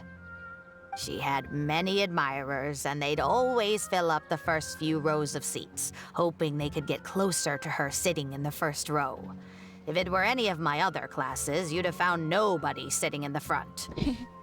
But every time I saw her, she was always in that same rigid pose. She'd have one hand on her forehead with the other clutching her pencil. Her eyebrows would be knitted in a frown as she concentrated on the blueprint in front of her. I'm sure she had many difficult moments in her life. How did she cope with the stress? I know we're talking about something, but also like Kaveh looks so... Oh my gosh. I'm not too sure. She never talked about such things with me. She rarely opened up to other people, you know. I do remember one time, though, when she got into a heated argument with a friend. She said something I found very memorable. She said, "True art cannot be understood, but as an artist, I wish some people could understand its meaning and value." If you ask me, that's probably the greatest source of pain for geniuses of their craft. It's extremely hard for them to find someone who can truly understand their ideas. So that's how it is. I wonder if the password could be... Wait, wow, he looks so pretty. Whatever. What the heck? Okay. I'm gonna choose the first one. I tried both just Okay, now. it's the same. Seems those aren't it either. What are you trying to do? My mother left her notebook to me, but it has a password and I haven't figured out what it is yet. I'm trying to learn more about her so I'd have a better chance at cracking the code. Thank you for all that you told us. It's the least I can do. Talking to youngsters like yourself makes me feel younger too. Honestly, looking at you now, I can see how much you resemble her. It's almost as if she's standing right in front of me again. Oh, I'm soft. Your personalities are quite alike, too. You're both stubborn and both a little awkward. Of course, I'm sure the similarities are mostly superficial. But so long as you continue to harbor those traits, you'll find a lot of difficulties in your work. I've taught a lot of students over my career, and in my experience, very few genius architects of Ksharawar ever found happiness for themselves. They would know exactly what they want to express and fight for it tooth and nail, which inevitably led to arguments with their clients. Some clients would choose to respect the architect's vision or just let the argument go because of the architect's reputation, but those are the rare ones. When Faranak first graduated, she was getting into arguments with her clients nearly every single day. I think it only got a little better when she met your father. I see. But could he understand the designs my mother made? No, I think they were probably beyond him, too. Oh. But despite that, he still stayed next to her, listening to her joys and sharing in her sorrows. I didn't even understand. Like, literal. Wait, how do I explain this? He also didn't understand, but still stayed. Faranek had many admirers, but she ended up choosing your father. His support probably played a part in that decision. So instead of understanding, perhaps all we need is just companionship. I'm sorry, I'm looking at this with rose-tinted lenses. So, I apologize. I'm thinking things. Maybe that's what she was trying to tell you. Huh, Blah, blah, blah. it worked. Companionship. Oh, was that the right password? Yes! Then you should be on your way, child. Find a quiet place and see what she wanted to say to you. Being the awkward person that she is, I suppose there were many things that Faranek could never say out loud. Instead, she probably left them in her diary, hoping that they would make their way to you one day. If you're ever in a mood to chat again, just come and find me here. You're always welcome to discuss architecture topics with me as well. Thank you so much, Professor. There's no need to be so formal. I'll let you kids go. It's time for me to take another stroll around the vegetable garden. I wonder what my mother could have written about. Kaveh starts quickly repeated that revealing lights They upon. all say Zaha Hadid's class is the toughest, but I think it's actually not too bad. On the other hand, though, structural mechanics is definitely a pain, no matter how you try to approach it. I doubled down and managed to get through it in the end. That's her voice. I met someone special. At first, I didn't think much of him, but now, I feel very happy whenever I get to spend time with him. we decided to name our son Kaveh. I don't think a younger me would have ever imagined forming such an intimate bond with another person. Back then, I lived only in the shadow of myself, as well as that of the dream in my heart. I'm starting to tear up. Shut up, me. The bad news came. Oh. And even though it's been several days now, I still can't bring myself to come to terms with what happened. My eyes are so swollen it's hard to see. What if they're all lying to me? And this is just a long, cruel dream. But I have to face reality. I still have someone to take care of. No matter what happens, I'll do my best to raise my son on my own. Huh? Is this a drawing? Seems like it was done by my mother. No. I'm gonna cry. Shut up, me. I'm saying shut up to me, by the way. Okay. I think it's gonna take too long for me to compose myself. This is too much. I wanna cry. I'm so dramatic. Okay. Okay. I'm gonna cry. I'm okay. Okay, wait. I'm looking at this. I'm sorry. I'm so glad no one's no one's really subscribed. Well, they are. Okay. Looking at this. Wait, they're still friends. What the fuck? Sorry. So this is what Cyrus looks like. Sorry, because this is Pantamat Sarabatat. I'm assuming this is maybe Kaveh's father, and obviously who else has these years? It's Trinari. Is this Hitham's father? Okay, again. Wait lang. Oh my gosh, tears. Okay, so okay, what? Stop. Okay, Trinari's father, maybe. I don't know. Kaveh's father, maybe. I don't know. Hitham's father? Maybe? I don't know. This is probably Cyrus because it's Sino's adoptive father. Is that it? It should be. I'm not sure. Actually, I don't know. Bro's still reading, okay? He's drinking. And what's this? Oh, drinking too. Okay, and he's just smug. Okay, so I'm done now. Ah, shit. Okay, sorry. Oh. Okay, oh, sorry. This blonde man was probably my father, but who are the other people in the picture? Huh? Why do a few of them look somewhat familiar? I can't talk. From the dates in the notebook, she probably drew this more than 30 years ago. I hadn't even been born yet. Maybe we were thinking too much. Oh, there are a few lines written in the diary about this as well. The one who invited us to the gathering is a talkative woman. Including us, 3 couples showed up. 3 couples. There was also a person who came alone. Wait, okay. Including us, which means... Okay, 3 couples. Since 3 couples, like 3 pairs then, right? Then another, like... 2, 4, 6... 2, 4, 6, 7... 8. The talkative woman introduced everyone to each other. She spoke really quickly, so I couldn't quite catch everything she said. But I also didn't feel like asking her to repeat herself. Talkative woman?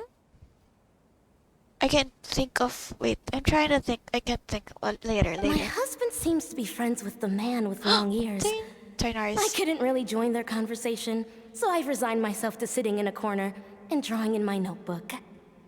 I don't think I'd be able to become friends with any of these people. Especially that stiff-looking couple. I don't know why I'm assuming this is all Hatham's, like, parents, I guess, maybe, I don't know. That man is certainly very handsome. But he would constantly alternate between disjointed and serious ways of talking. His wife is a bit more bearable. We were not acquainted with each other to begin with, and I doubt we'll see each other again after this gathering. The ambiance of this gathering is surprisingly pleasant, however. Talking to people can allow us to find some peace after a long day. Maybe my son will also partake in these gatherings in the future. I hope he'll be able to make many friends. And I love all of his friends. Who would have thought my mother used to attend that kind of thing? It seems she was only good at talking about her own work and found it difficult to join into other conversations. As a result, she often kept to herself and would be off to the side, drawing. There's more written on the back. Oh, it seems like it was written to me. Kaveh, I was both overjoyed and distressed when I learned of your decision to continue your studies in Kasharawar. You are very talented, and I am confident that you will become an architect of much acclaim. However, the more talented you are as an artist, the more misery and anguish you may encounter. No one will be able to help you during your journey as an artist. But outside of your life as a creator, you can learn to form connections with other people and enjoy many other things in life. It's the only way to alleviate your suffering. Whenever you feel down, seek out a friend to sit and have a chat. You can accumulate joy and fulfillment by spending time with them. The positive feelings you gain will get you through the long and difficult years. Never forget that companionship is the most important thing of all. So that's the answer she prepared for me. She really thought long and hard about me and my future. Well, now that I've read her words, do you think I should accept Tainari's invite and attend that dinner at Pardis Di? Wait, were you actually not considering not going? What? The thought definitely crossed my mind. Although it'd be nice to get together with friends and chat the night away, I don't want to bring down other people's moods because I'm sad. Besides, don't most people hate the feeling of seeing their friends troubled and being unable to help? And what's worse, nearly all of my problems can't be easily resolved with some encouraging words or gesture. And don't forget, I'm also older than all of them. As their senior, I should appear to be a bit more responsible. But Tainari saw right through you. Huh, you're right. I really didn't expect to run into him here. I swear, his nose must be just as sensitive as his ears. Well then, I guess it's best that we go and join him for dinner. That means I'll owe him yet another meal now. You know what? I'm not going to overthink it. I'll see you tomorrow at Pardis Di. I wanna see the other three plus Scully and Karkata. 16. Oh, yeah.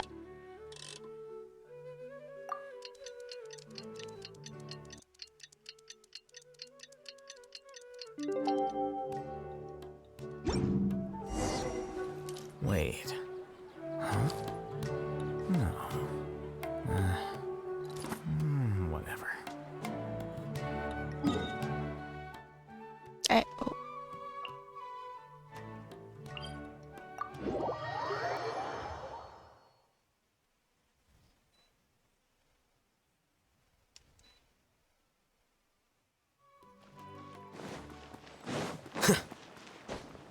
Wait, let me visit Karkata first. Oh, sorry. Why is the mic red?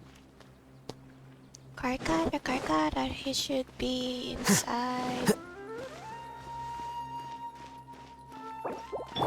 Meow. Didn't mean to do that. Hi, Karkata. Bye, Karkata.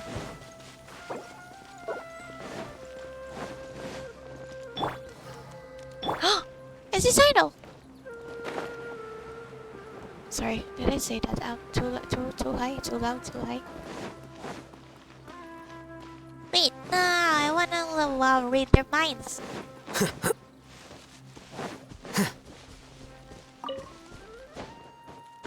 Okay, I should be able to read them here. I see everything.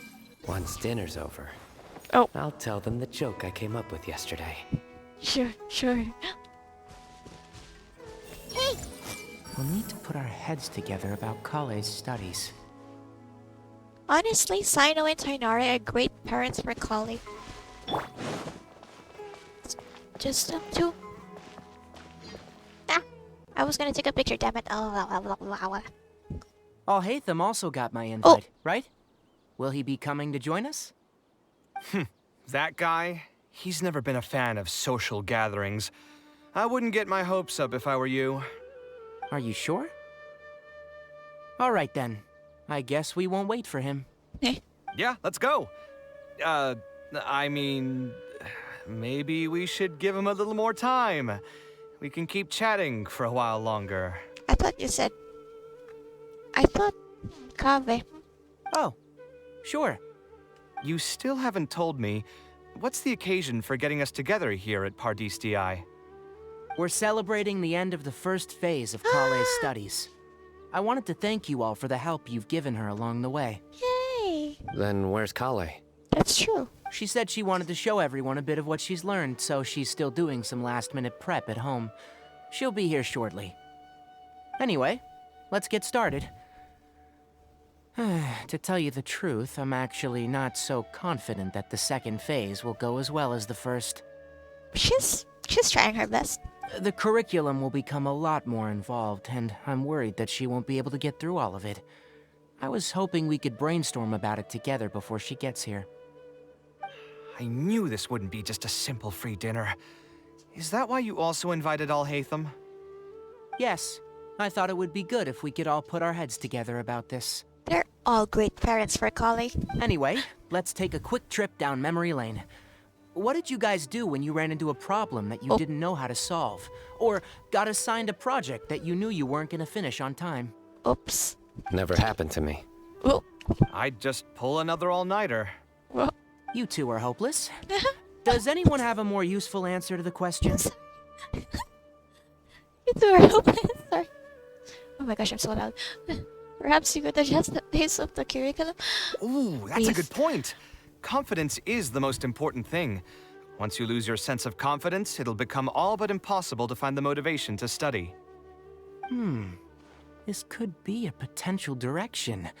I have already redesigned the literacy curriculum, and I was originally hoping to ask Alhaitham for his opinion, but... I want to see Alhaitham, though. It's very simple. Instead of focusing on the amount of material you would like to teach, focus on the amount the student would be able to remember.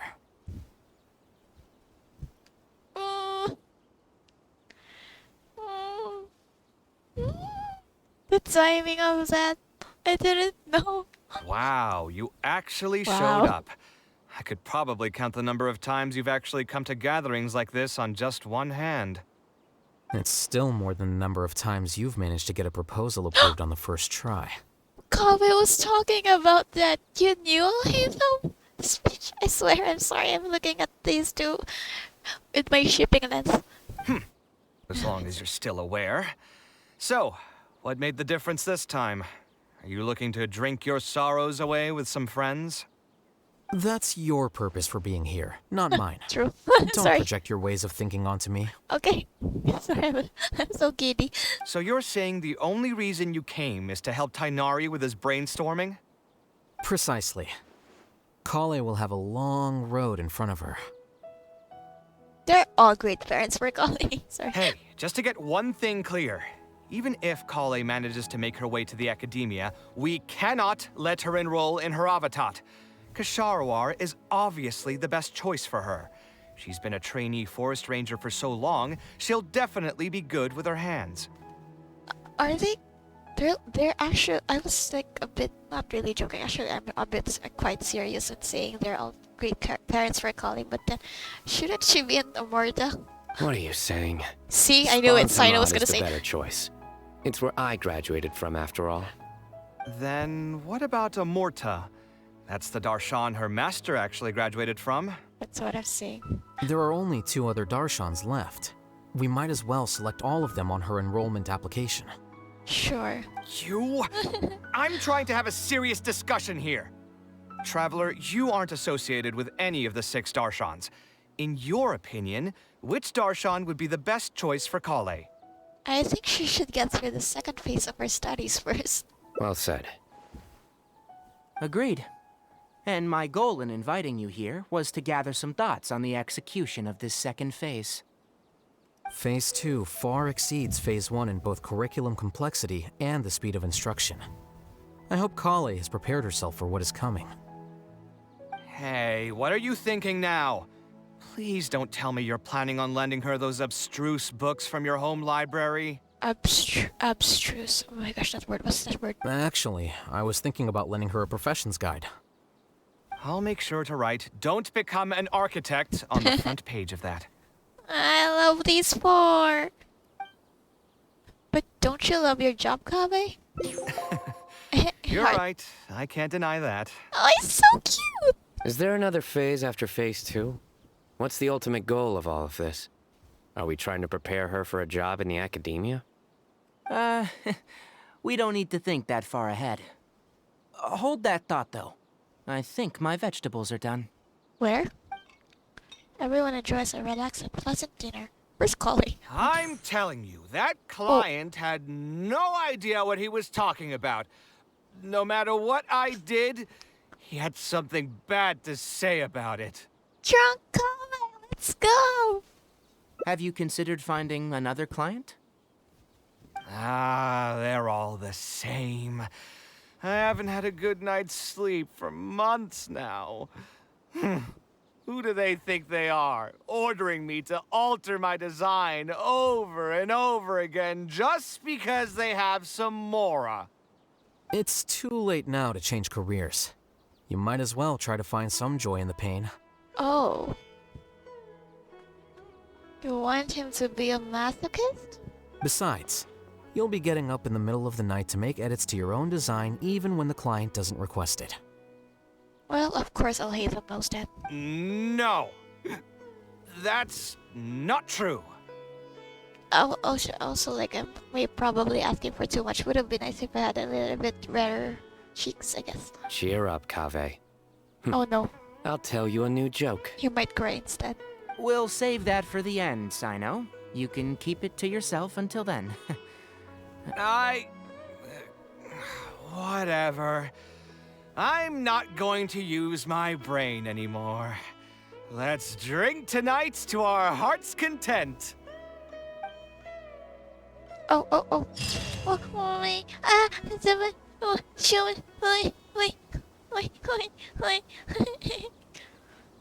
Okay, I'm okay. I can speak. Leisurely gathering the positive feelings you gain will get you through the long and difficult years. Where's my key? Hey, you should have had a bit like redder face. Like I got a bit of blush on his cheeks. Whatever. Also, like the drawing his mother made, like Tainari here, Kaveh, Alhazam, and then Sino. And yeah, I wanted Kali included. Okay, we're done with that. Whoa, the table's disappeared. Hi, Marak. Let's continue. Oh, I'm so... Wow. Oh, no.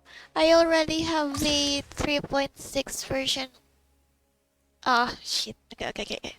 Special program image as my wallpaper, but then there's this one.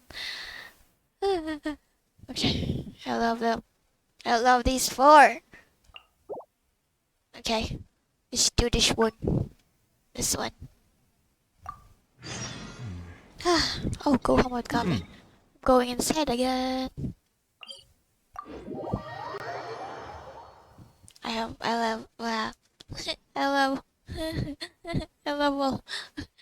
all 4 of them. I love its 2 bears. Can't shut up about it. I literally can't stop thinking about my Kaveh. Oh shit, yes, I'll hear some Kaveh every now and then.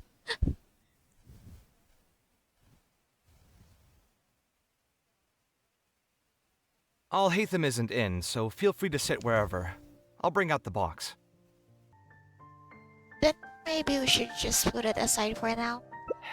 Yeah, you're right. Although I was hoping to find some words of wisdom from my mother, if I stop and think about it, her words may not be the advice that I need to hear right at this moment. Oh, well, I know, but I'm just trying to get the ending. Everyone's life journey is different. Traveler, you've visited many lands and met many people, so I'm sure you've run into situations where some advice wasn't exactly suitable for the situation at hand. Ah, I just got an idea though. If I want to rekindle the creative passion that I had before, instead of trying to unlock an old notebook, why don't I take a walk around the parts of town that had changed my life? Puspa Cafe? What do you think? Sounds good to me. I'm glad you agree. Then let's start by taking a quick stroll around the academia. Can I walk as Alhaitham? Yay, I'm here again. Again. I'm just so again. La la la la la la la la. House of Dana. It should be here.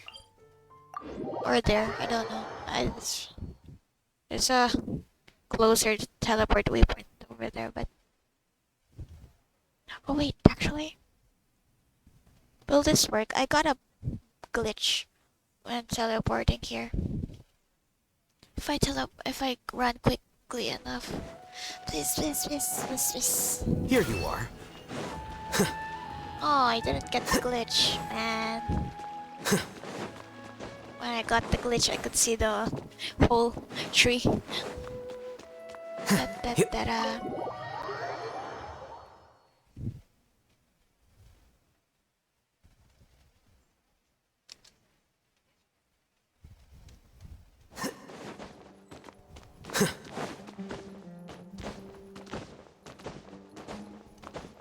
Oh. Wait.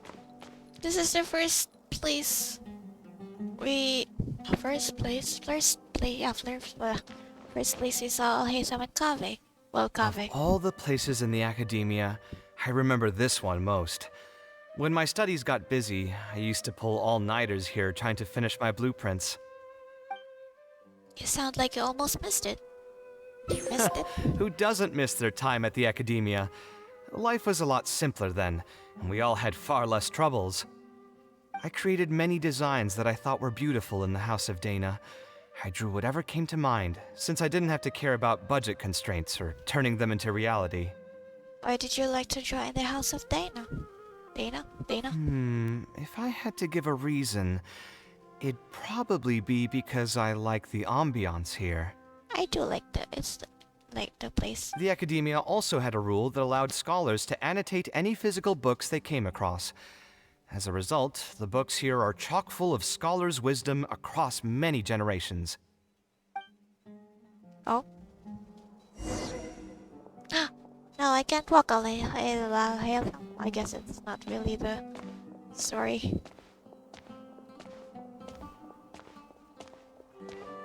Seriously, whatever angle I look at, Kaveh is so pretty. I don't want to look at male bodies, models anymore. Oh, here, this is a great example. This book, History of Ancient Sumeru Architecture, contains some analysis that I did many years ago. Huh? Why is Alhaitham's handwriting also in here? When did he ever read this book? I guess it's probably from when we worked on that research project together.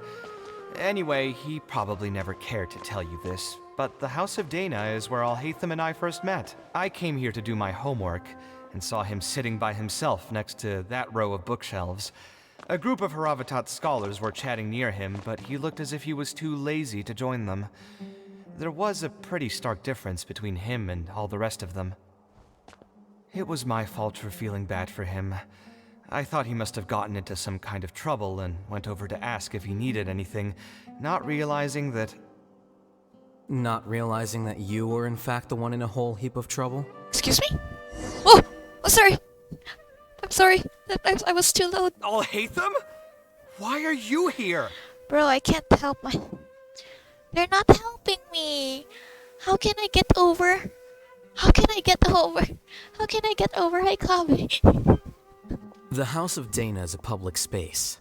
Anyone can come here, no? I know, I was just like too giddy. I do ship you after all. But shouldn't you be at the records room at this hour? You're not here to watch me make a fool of myself, are you? You think I would derive amusement from watching you fall into depression over your life's various troubles? If that's the case, then I suppose I must have been entertaining myself for years. I came here to pick up a few files. If your voice hadn't managed to get through my soundproof earpieces, I probably wouldn't have noticed you.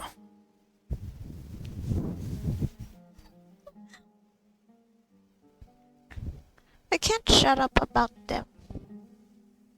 I'm too deep into this. I'm too deep into Kaveh. I can't. Okay, I'm gonna say their ship name, whatever. Shut up. All right. I admit I was probably overreacting just now. I don't want to be a third wheel, although I do want to witness all of this. Well, want to continue the story? Probably not when he's right here with us.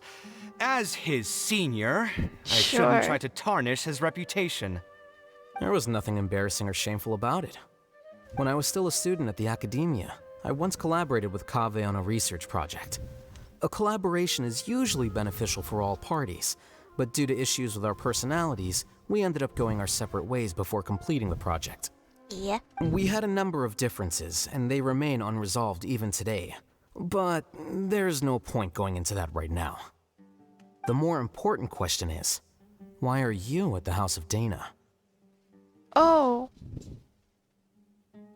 Kaveh's feeling a little... I think he'll stop me. Yep. As a senior scholar, isn't it my responsibility to offer my friend a quick tour and explanation of the academia's architecture? I see. Then let me guess. Your next stop will be the pavilions around Razan Garden? Our famed architect sure loves showing off that corner to all his friends. Oh, and Kaveh, a lot of the books you annotated have been moved to the innermost section of that bookshelf over there. You'll have to dig them out yourself if you need to find them. Huh? But why would you know that? Don't tell me you finally had an epiphany and realized that there's great virtue in respecting your elders' work. Sure, if that will give you some self-confidence. Sure. Leave any words of thanks you may have to the ex-Grand Conservator. The last time he was here, he was complaining that he had received reports from current students. The main grievance being that the annotations are too long and difficult to read. Oh, she. As a result, the books you annotated have been moved to the back shelves. Ouch. What? But all of my annotations were extremely important. Instead of reporting me, they should have been thanking me for my service. The notes that I took, they couldn't have asked for a better analysis of those books.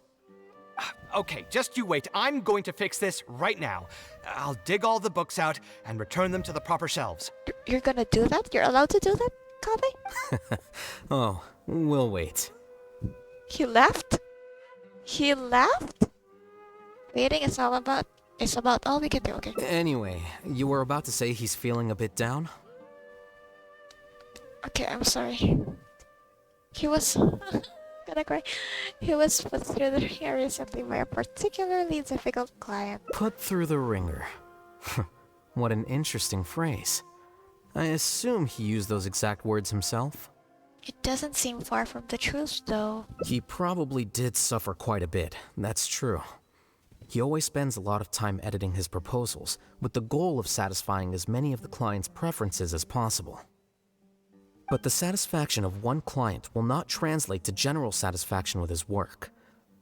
Many problems in life can only be solved by a fundamental change of attitude. As the leading genius of Ksharawar, Kaveh should have both the right and the confidence to reject any unreasonable demands. Okay, hype him up, but not in front of him. There are plenty of architects in Sumeru who are inferior to him in skill, yet far more irascible in temperament. What's more, there are plenty of people who look up to such individuals as paragons of staying true to one's principles. So the problem is with Kaveh? Well, yeah, kind of. Clearly, Maybe. his predicament is inevitable, since he holds other people's feelings as more important than his own.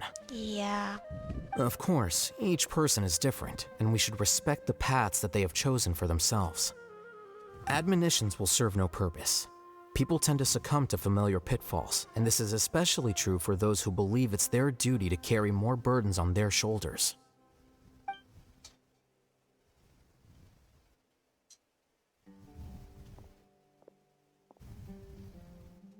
Looks like you were having an enjoyable chat while I was gone.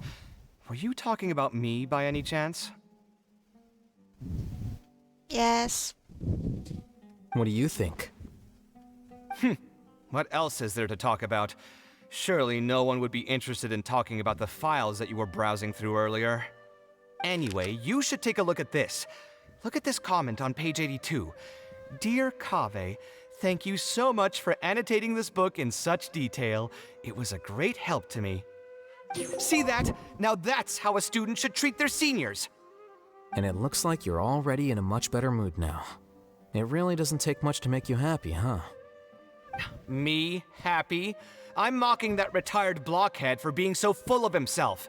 He understands nothing about the true beauty of architecture. When I can find some time, I'll have a serious talk with him about making sure these books are put where they belong. Why don't you just move all the books yourself? It's not like he hasn't cursed you out before. What was that nickname he gave you while you were in the academia? The Urchin of Kasharwar? Wait, what now? Kaveh had a habit of scribbling and writing in all kinds of books. Oh.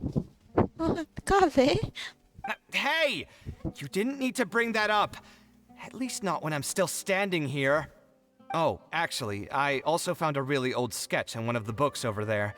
See? Doesn't it remind you of something? Okay, not that I can see it, but an arch bridge? Huh?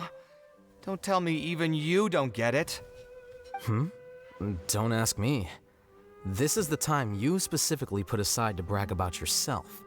Feel free to hoard all the spotlight you want. Seriously? You... In that case, allow me to explain. Although this sketch is a little abstract, you can plainly see from the road plans that this was an original concept for the expansion of Port Ormos. We can also plainly see that the designer was a huge fan of this project.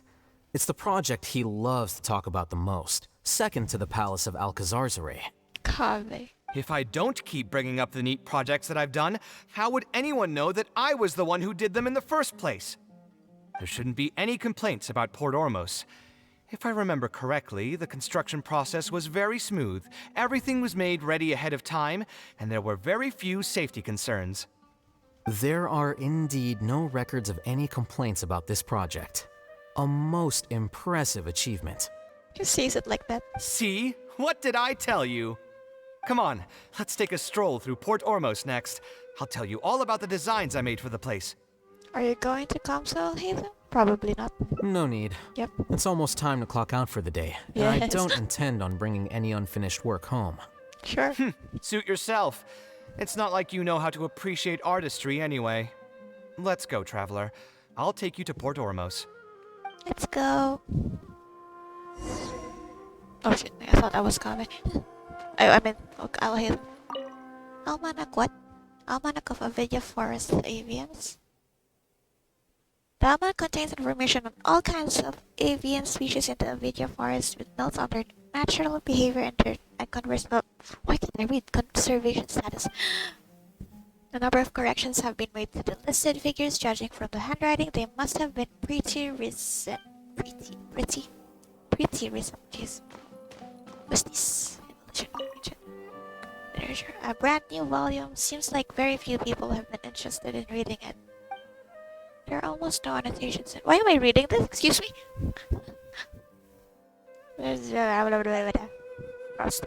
Crossed out by a reader. They can't just like write cross out those stuff. What are these? Graphical illustrations of ancient architecture. With a series of beautiful illustrations. Oh, equally gorgeous handwriting. I see. Oh! Nice! What the heck? Okay, well, I got that.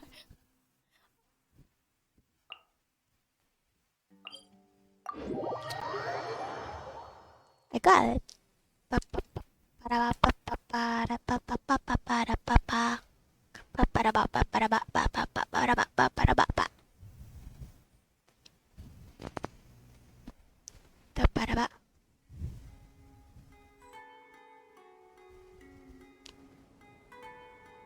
I was gonna do something, but I forgot. Whatever. Let's go. Why do they look like siblings here? Why this is so nice? Port Ormos. Did you design one of the buildings here? No, I didn't design any one specific building. Most of my work here concerned structural renovation. Port Ormos had already existed since I was still a young child. It wasn't as large as it is now, though. It only came to its current size after a sizable expansion. I was part of that project. The arch bridge over there, for example, that was one of my designs. This? Aren't we standing right on it? Why is it over there? How did you come up with the idea for it? When I was first tasked with the project, I decided to reference the growth patterns of nearby trees to split Port Ormos into 2 levels. My goal was to improve the overall utilization of space. The Port Ormos night music. We ran into a lot of issues during construction, but thankfully, we were still able to achieve the original vision. Residents can now behold all the ships entering and leaving the harbor from the vantage point of the bridge, while visitors can recognize the site of Port Ormos from a long ways away. I was still young and new to the trade back then. I could hardly believe that an idea in my head could become reality and remain in the world for many years to come. The true cornerstone of the creative process. The point about the design that will be ultimately used to judge its true worth. It was the first time that it became crystal clear in my mind. I love how it's standing right in the middle of this. Once built, a building will continue to stand. Countless people will see it, and countless more will step inside it. Its final worth, whether it's good or bad, will be assessed by the countless generations of people that interact with the building during their lives. I'm sure the residents of Port Ormos really enjoy it. I think it's pretty cool. You think so? I'm glad to hear that. But even with this project, I still had one small regret. What is it? My budget was tight, and I was unable to use the higher quality timber I had originally intended for the design.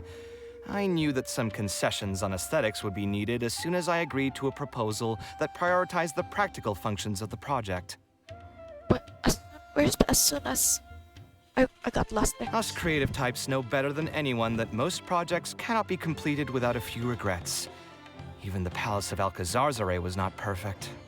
But having no regrets would also mean you had no higher hopes for the future. Yeah, you're right. I should learn to look toward future opportunities and believe that any regrets I have can be overcome in time. We've spent long enough here. There's still one last place I want to go, but it's a little far. Would you be interested in a quick trip to the desert? I wouldn't mind. Great.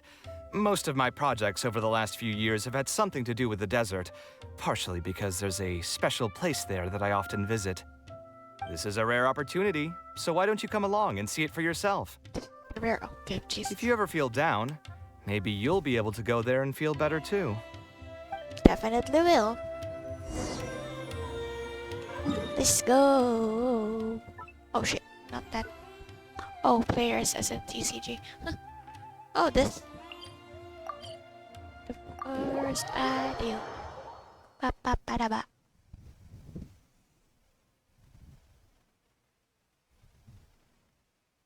Oh, you spawned right in on Who it. would have thought that so many primal constructs could have congregated here while I was gone? We won't be able to sit and talk peacefully with these guys around. Let's clear the area. Another cabbage file. Oh dear. Everyone hold hands! Come at me! The Temple of Wisdom! Sorry, Kaveh, I'll use Razor. Get back!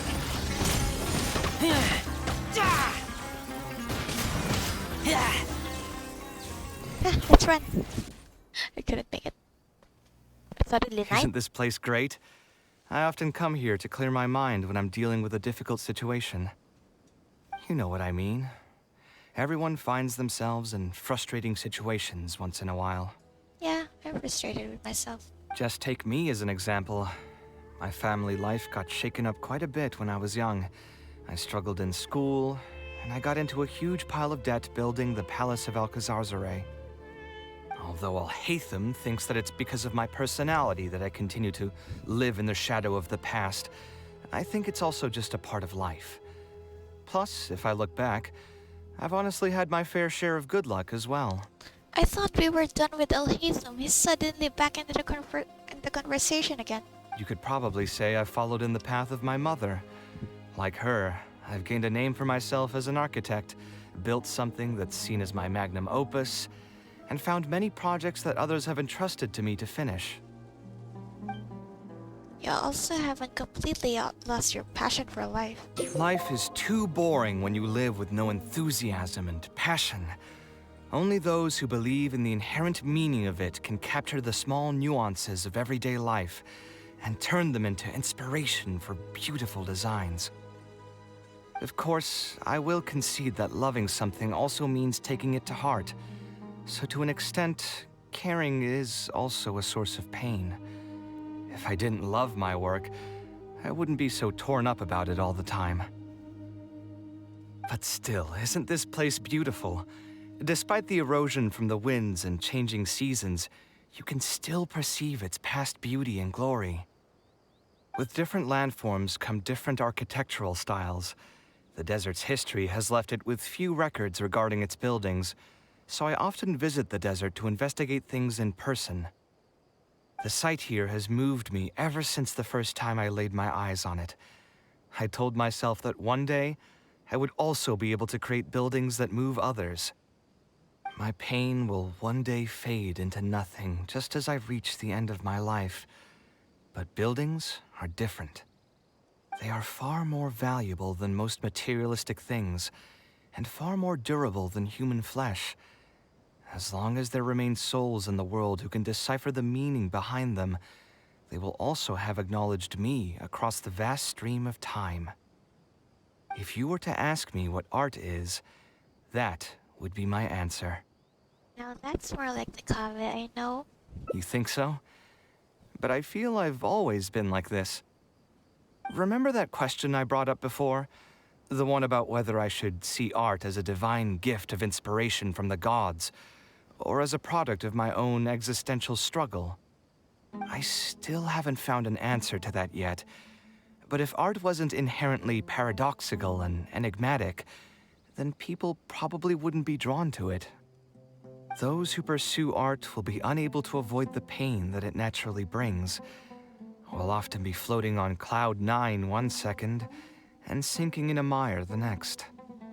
I'll try gathering my thoughts again once I've found a way to define art in the first place. In any case, thank you so much for listening to everything I had to say.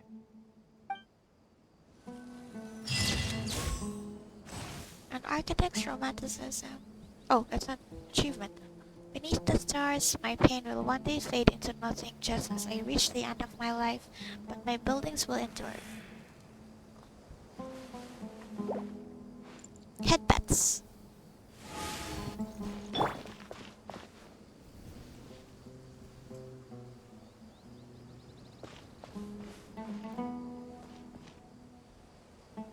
Oh. Okay. Why did it take too long? I'll try and do something. Oh shit, that's too high. Oh, by the way, his hair here, hair strands, they look like bunny ears. These things look like bunny ears. Kaveh, can you do your thingy later? I'm trying to do such a... I can't do it. It's too precise. Ah, whatever. It's too close. It's not the right angle. It's taking too... My latest design's getting there. Sorry. Let's go to the last one.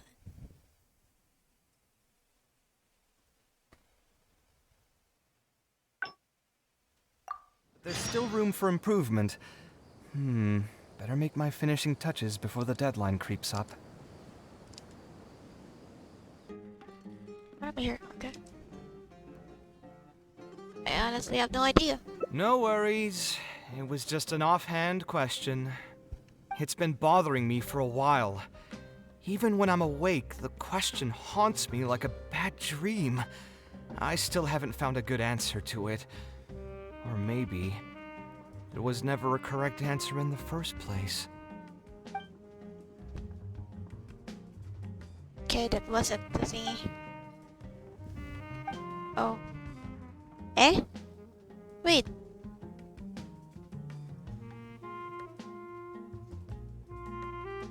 This sounds great to me. How about looking into another career? A different career. I see. That's not a bad idea. I think I've heard a saying somewhere before. 80% of a working adult's woes are due to not having enough mora in the bank. It's just a saying, of course, but even I will admit that my life would be a lot better if I could make additional mora. And if I want to make mora, I should finish that ridiculous commission. But I really can't find it in me to go back and talk to him right now. Hold on. I just remembered that I used to have a senior classmate by the name of Alkami. If memory serves me right, he's no longer taking private commissions, but he's still doing pretty well for himself. Maybe I'll be able to get some advice from him. Yeah, I should get on this right away. No more wine for me today. I'll grab the bill and be on my way.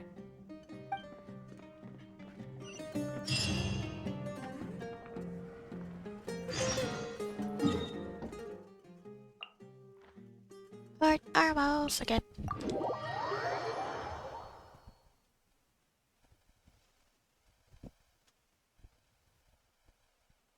It's like 2.5 hours now. I'm still thinking about doing Baiju and giving me a second story quest. Oh, over here.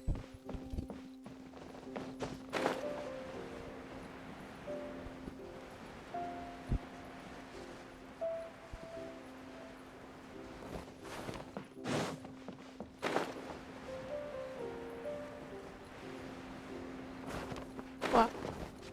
Climb will hit. Never mind. Nope.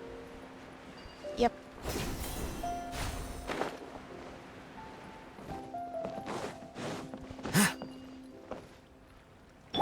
I need to find a new way to attract students. Cool. Ah, Kaveh, it's you! It's been a while. What have you been up to recently? Yeah, it's been a long time, Alkami. Things haven't changed much for me. I'm still taking private commissions for all kinds of projects. I heard that you were the genius behind the Palace of Alcazazare. I bet you're all set for Mora after a project of that size. Well, it's hard to make a profit from every project, you know? Hard to make a profit? You've got to be joking. I've never met an architect who didn't make a profit from a project. Well, Kaveh is special. Unless the client fled before they paid the commission fee in full. But that doesn't sound right either. Doesn't Dory have a pretty decent reputation in our local business circles? I don't think she's ever been involved in any kind of big scandal. Well, about that.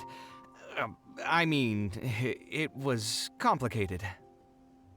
I understand.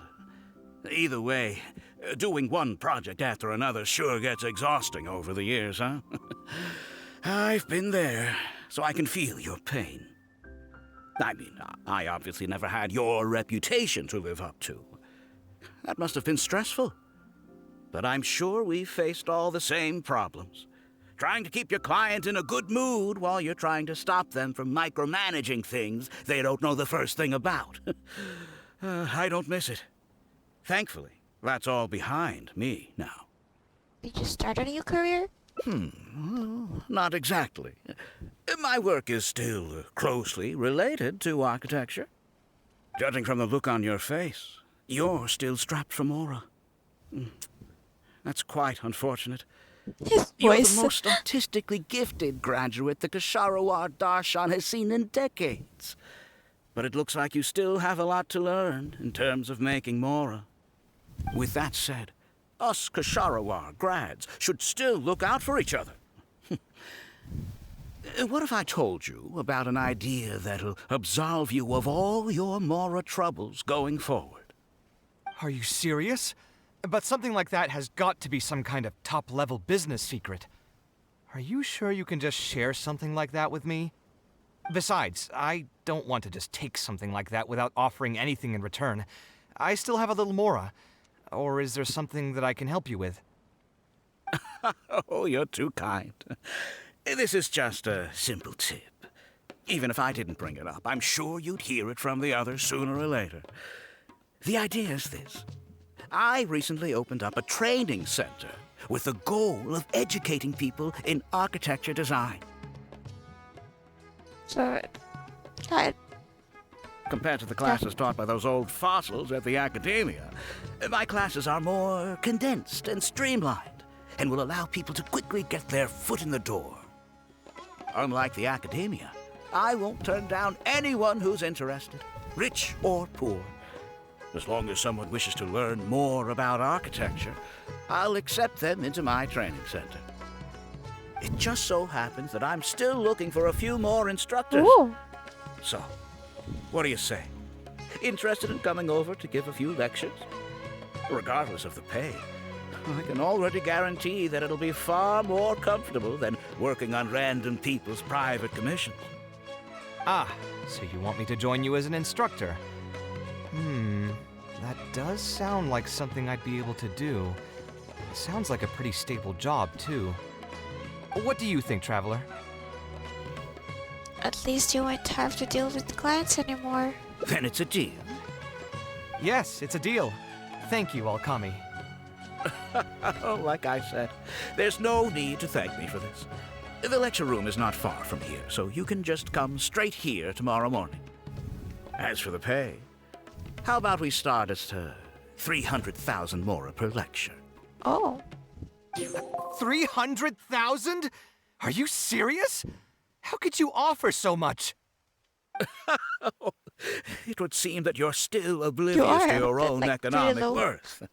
300,000 is nothing compared to the prestige of having the Light of Kasharawar as one of my instructors. I'm gonna show my profile in a second. 300,000 is also just the base rate.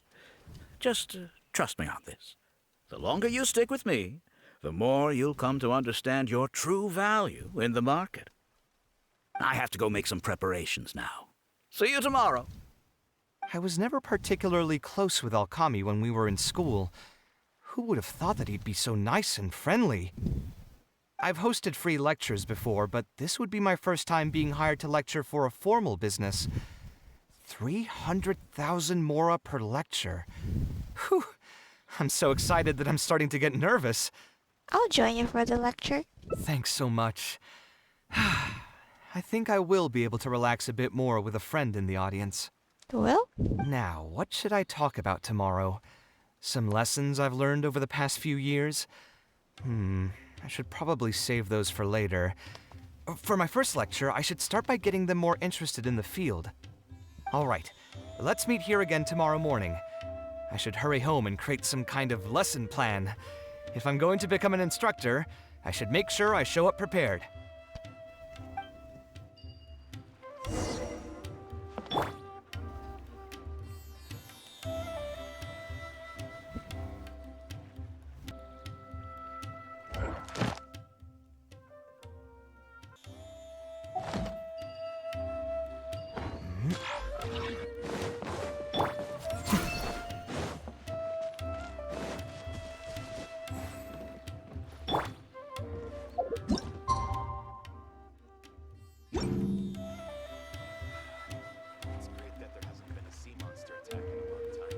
Monster attack.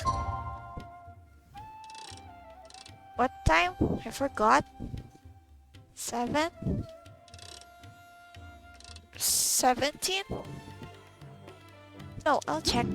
It's good to get out and stretch your legs once in a while. People aren't made. Yeah, 7. I already forgot. Wow, it's bare, just blue, and a single ship out in the distance, and an island somewhere. I wonder where Fontaina's around. Stay cooped up inside all the time.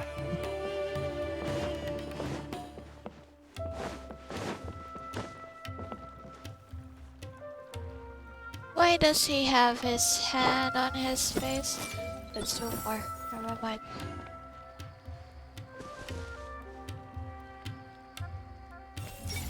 Now that the word is out, I'm sure more students will sign up for classes. Then why do you have your hand on your face?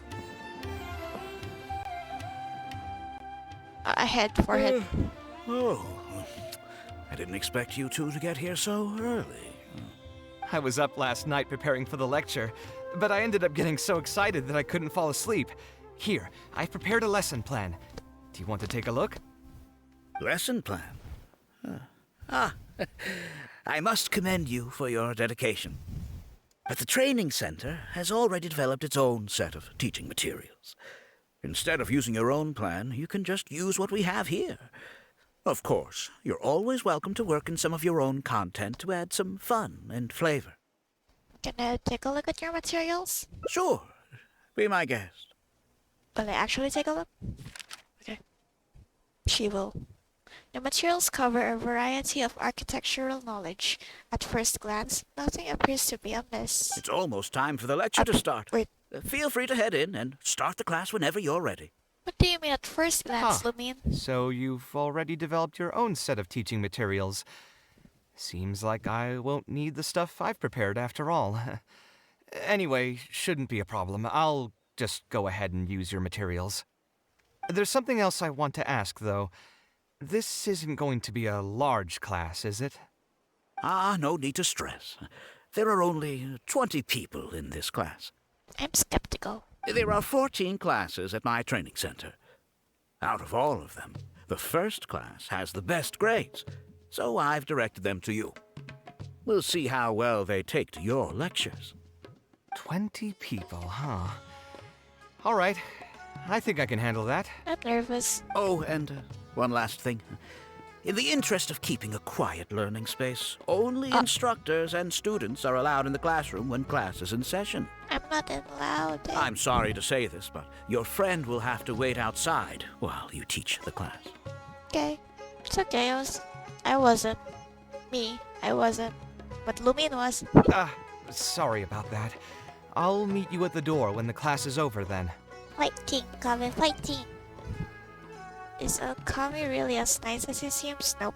I should probably ask around a bit. Nope. Yeah, I mean, yep. Sheesh. Hey there. Can I help you? Do you know a man by the name of Alkami? Oh, Alkami? You mean that rich guy who's been making quite the name for himself? Yeah, he commissioned a set of furniture from me a while back. Paid a great deal of mora for it, too. I heard he earned a fortune working as a renowned architect. Now he's opened a training center so others can follow in his footsteps. If the tuition wasn't sky high, I'd enroll my child in a heartbeat. Architecture really sounds like a lucrative profession. You know what they say, knowledge is the key to changing someone's fate. If only I had seen the business opportunity like he did. I see everything. I bet he's living the dream. Did you hear? Alkami recruited Kaveh to be an instructor. I bet that'll boost his enrollment numbers. Really makes you jealous, eh? If you think about it, Alkami was never that talented himself as an architect. If we're just talking about professional skill, no one would pay for a class with him. Okay, sheesh. That's true, but you've got to admit, his advertisements are really effective. After all, the academia only admits those that can pass its entrance exam. So only a few people could hope to study architecture in the halls of the Kasharwar. For those who can't pass the exam, or who just want to jump straight into the industry, the training center is the best bang for the Mora. Man, to have that kind of business acumen.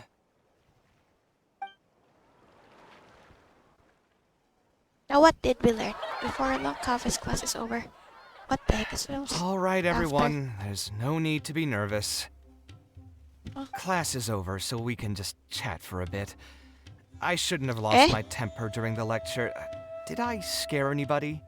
No, you weren't scary at all, Mr. Kaveh. We were just a bit lost and didn't get what you were talking about. Did something happen, Kaveh? Oh, don't get me started. I was trying to use Alkami's materials, so I flipped through some pages and gave them a closer look. The more I read, the more upset I became. Alkami may fool an amateur, but he can't fool anyone who's active in our profession. The materials he made are completely useless for teaching real architecture. Why do you say that? In my opinion, the most important skill of an architect is their ability to craft a design. In other words, they must be able to conceptualize ideas. There are tens of thousands of buildings in the world, as well as a countless number of architectural styles. Some designs emphasize aesthetics, while others prioritize practicality. The architects who can critically evaluate the quality and fit of different designs are those who can come up with great designs of their own. But you won't get any of that from the teaching materials they're using here. All these students are doing in class is rote memorization of existing designs. They are learning nothing about the underlying principles. He's also getting... How can they expect to become real architects? When they're done with this class, all they'll become are dilettantes with a pitiful smattering of architectural knowledge. But Mr. Kaveh, we didn't really understand anything you said after you threw away the materials either. What's the big deal anyway? It's not like we're looking to make some works of art. We just want to make some Mora. You're studying architecture to make Mora? Yeah! Why else would we be studying here? My biggest dream is to become someone like Mr. Alkami. Once I finally make my fortune in architecture, I'll be able to buy anything I like. Huh. In that case, I'm afraid you'll probably be disappointed. The reality is that the work of an architect is very difficult, and the pay is not lucrative at all. Believe me, I'm a perfect example. But how? Mr. Alkami just told us last night that you made a killing by building the Palace of Alcazarzare. He also said that as long as we graduate from his class, waves upon waves of people will reach out to us with private commissions, and we can just sit back and wait for Mora to fill up our pockets. It won't be long before I can put these miserable days behind me. Come on. And you all believed everything he said? But Mr. Alkami is really rich, isn't he? You... It's pointless trying to argue this with you right now. You've already filled your heads with pipe dreams. Aren't these children? Let's go, Traveler. Let's hear about Alkami's true plans from the man himself.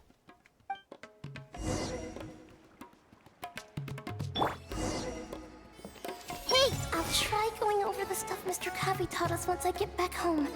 I mean, it can't hurt. And can we finally graduate? I just want to get out of this place and start making some Mora. That palace Mr. Kaveh drew in class earlier was really amazing. Mr. Kaveh looked really angry. Who cares about him? Maybe he's just worried that we'll take all of his commissions once we finally graduate. But that can't be it, right? Mr. Kaveh is super famous. Who knows? My dad told me the more famous someone is, the more arrogant and stubborn they become. Approachable people like Mr. Alkami are the rare ones. It's pissing me off. How dare he talk like that about Kaveh?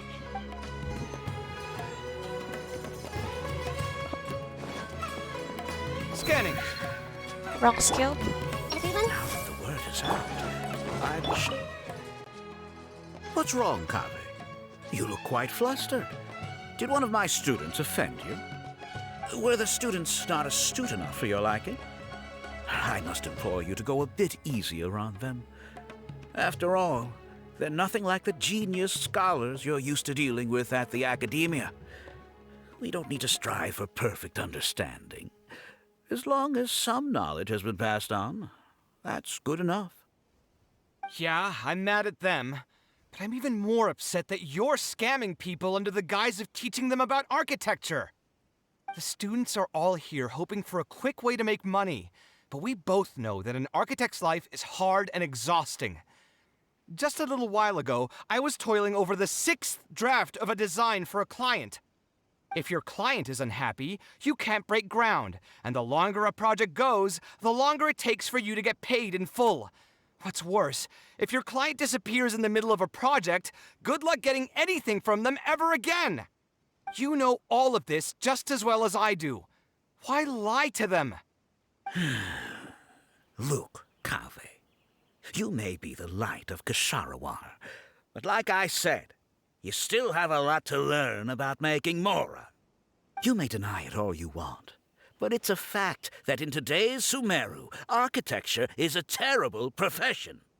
Our clients care very little for the effort we pour into our designs. Instead of appreciating us, they spend all their time nitpicking details and demanding changes, often forcing all kinds of ridiculous ideas onto us. I suppose that's more or less true. Go on. Why should we cling on to a profession that's difficult and unrewarding? If the field is dying, then a person who still wants to make a good living will just have to change their strategy. If it's near impossible to make money as an architect, then why not just establish a training center and train other people to become architects in our stead? Wait, how does that make any sense? Aren't you just leading them into the same trap? We are already stuck, my friend. The more people we can lead into this pit and stack as padding beneath our feet, the more comfortable our lives will be. So instead of making money from architecture, you made money from your students? That's right. Making money as an architect is a slow and agonizing process. In comparison, earning tuition from a training center is far easier. None of the students will ever know, however. In their eyes, all of my income was earned during my years as an architect. It's easy for them to fall for my promise. After all, everyone wants to live the dream of being the person who can spend millions without batting an eye. The more students I get, the more money I earn. And the more real that dream becomes. And then what? Once they graduate, they'll still find out the truth about architecture and struggle to stay afloat amid all the problems we already talked about. When that happens, your facade will pop like a soap bubble. No one will believe you anymore. But that's just one way to look at the problem. No two people have the same amount of talent. Even if they fail to strike gold in the future, you can't say that it's my fault and mine alone. Oh, and also, I never actually promised that they would achieve financial freedom as long as they become architects. All I did was nudge them towards that belief. I'm not even scared if they do come back and stir up trouble. My training center has all the required permits and certifications. Even the Dendro Archon herself couldn't find fault in any part of my business. I have her with me. How can you sleep at night knowing that you're doing all this? Tell me, is your heart carved out of brick and stone? I can't believe that I once saw you as a decent human being. I am beyond disappointed in you. And that seems like he won't get the 300,000 more. And the same goes to you. How many years has it been since you graduated from the academia? If you still can't accept something like this, do you just plan on keeping that worthless naivete of yours until the end of time? Only fools will see art as revered and sacred. In the end, art is just another business. Being successful at running a business is an art form in itself. I urge you to think about what I've said.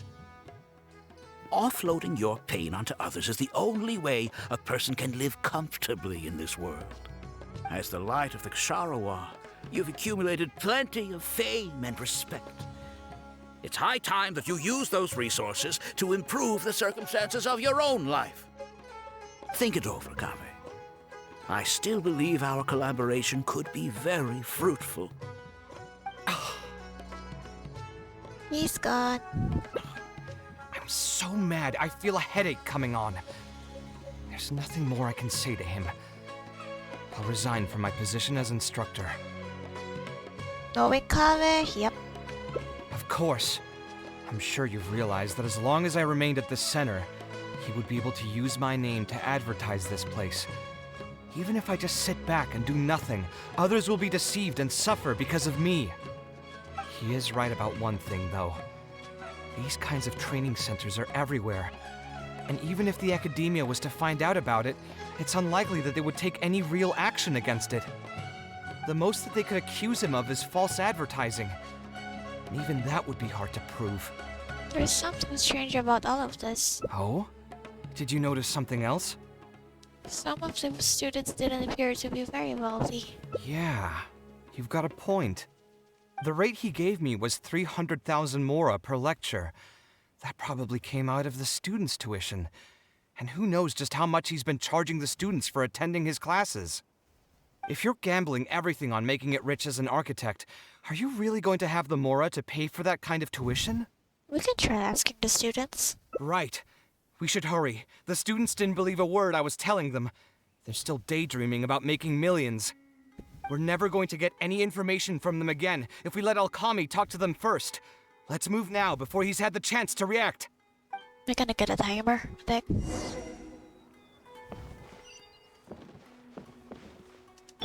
ICF?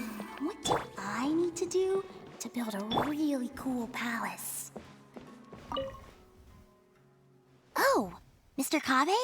What are you doing back here? Class finished a while ago, but you're still here.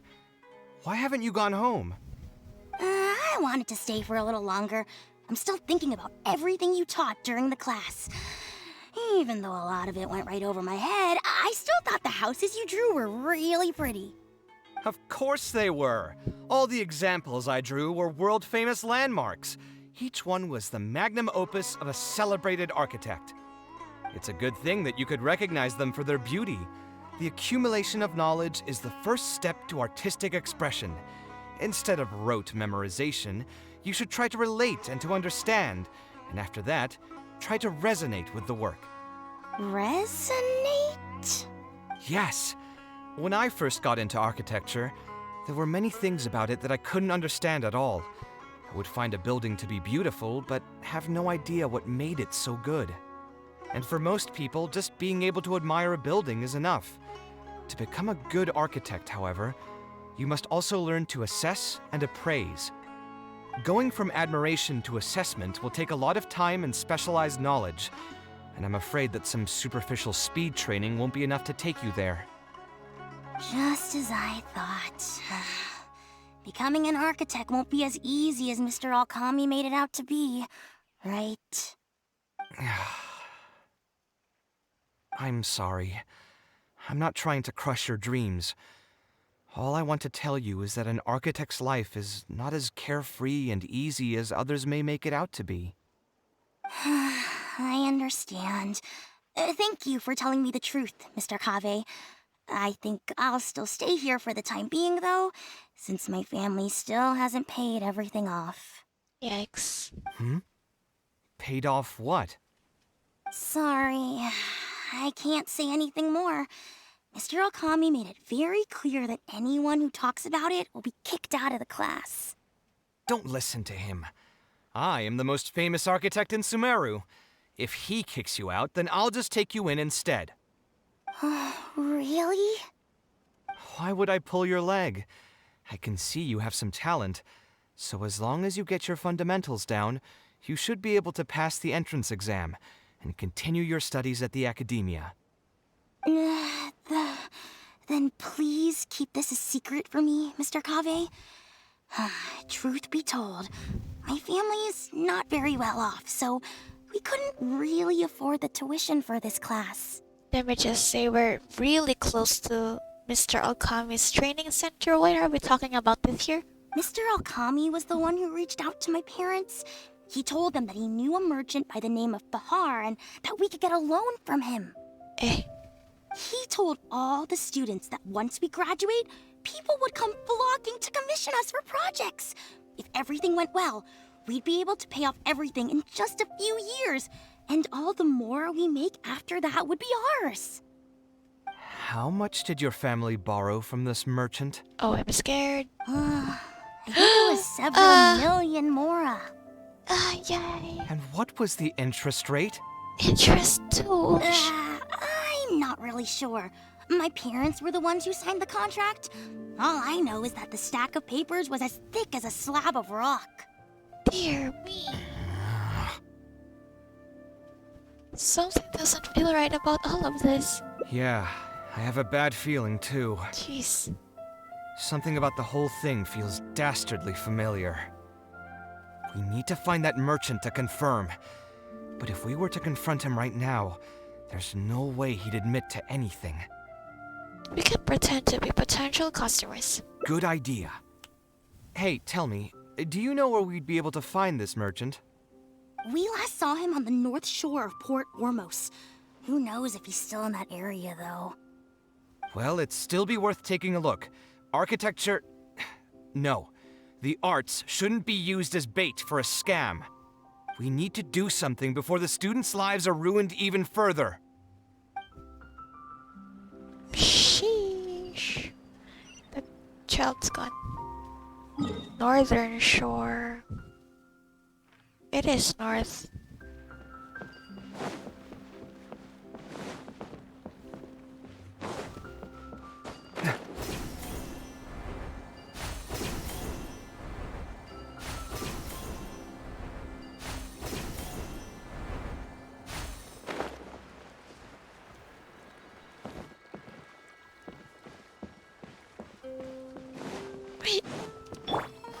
Everyone hold it. Let's see who we can reel in today.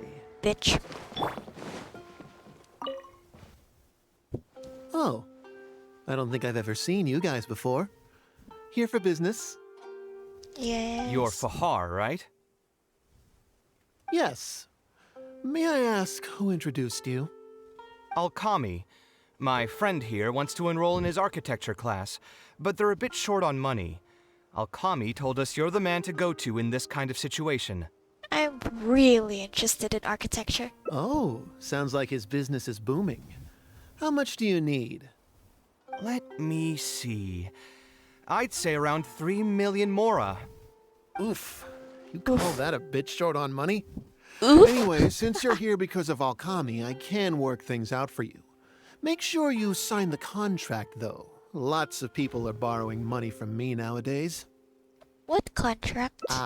Here you go. Don't worry, there's nothing particularly unusual about it. All you need to do is pay back the loan in full within 3 years. What happens if we don't? And what if they won't be able to pay it back? Yeah, that was... Yes, What do you mean, won't be able to pay it back? Once you graduate from Alkami's place, you'll be making millions of mora a year. Easy! At that point, paying this off will be a piece of cake. And even if you were to run into some difficulties and need to delay the installments, it's no big deal. We're all reasonable people here. If you can't pay quickly, you can just pay it back over a longer period. All that would change is your interest rates would get a little higher. Little. It's hard work running a business. If we're taking risks to supply you with mora, it's only fair that you take on a bit of the financial risk as well. Anyway, there's no point in tying yourself in knots over the contract. With the way you're reading every single line, it's like you're worried you're about to get scammed out of your whole life savings. Why would I lie to you? Tons of students at Alkami's place have signed the contract. Aren't they all doing pretty well for themselves? They in fact aren't. I just did some calculations in my head. When you say the interest will get a little higher, Bro. Do you mean it'll get higher than 30%? 30? What? 30%? Of course, the contract did a great job of trying to obfuscate that fact. It only listed the amount that you'll have to repay every day, which gives the false impression that the amount hasn't actually increased by all that much. If you actually do the math, however, it's clear that the amount you need to pay on interest alone will amount to hundreds of thousands of mora per year. Most people can't even make that much mora in a year. Your greed really knows no bounds. Even my creditor doesn't dare to raise rates that high. Once a family's signed on to a scheme like this, there's no getting out. So Dory... Yeah, well, I mean, I guess Dory is way better than this bitch. What are you trying to say, huh? We mean to put you in jail for your crimes. I personally know the General Mahawatch. I figured something was off when two well-dressed people came looking for a loan. Think you got the better of me? Too many people are sticking their noses where they don't belong these days. Luckily for me, though, this is a pretty secluded spot. Hey, come out and teach these guys a lesson! Oh, this is easy. I love this. Eremites? I've already fought off more than my fair share of them when I was working in the desert. There are only a few of them, so they shouldn't pose much of a threat. Marak, you're up! Marak. Oh yeah, because Marak's the one. Take that! Sight clear! Wait, actually. Damn it. Sorry, Marak. First class one. I'm stuck on the side. Oh my goodness, bro really went straight ahead. And he's killing himself. Ah. Yo, chill. You won this one. Run. You want this one? Who are you and what do you want? I don't think we've done anything to hurt or offend you. So why go this far to destroy my livelihood? Debt has the power to upend your whole life. I know very well just how miserable living in debt can be.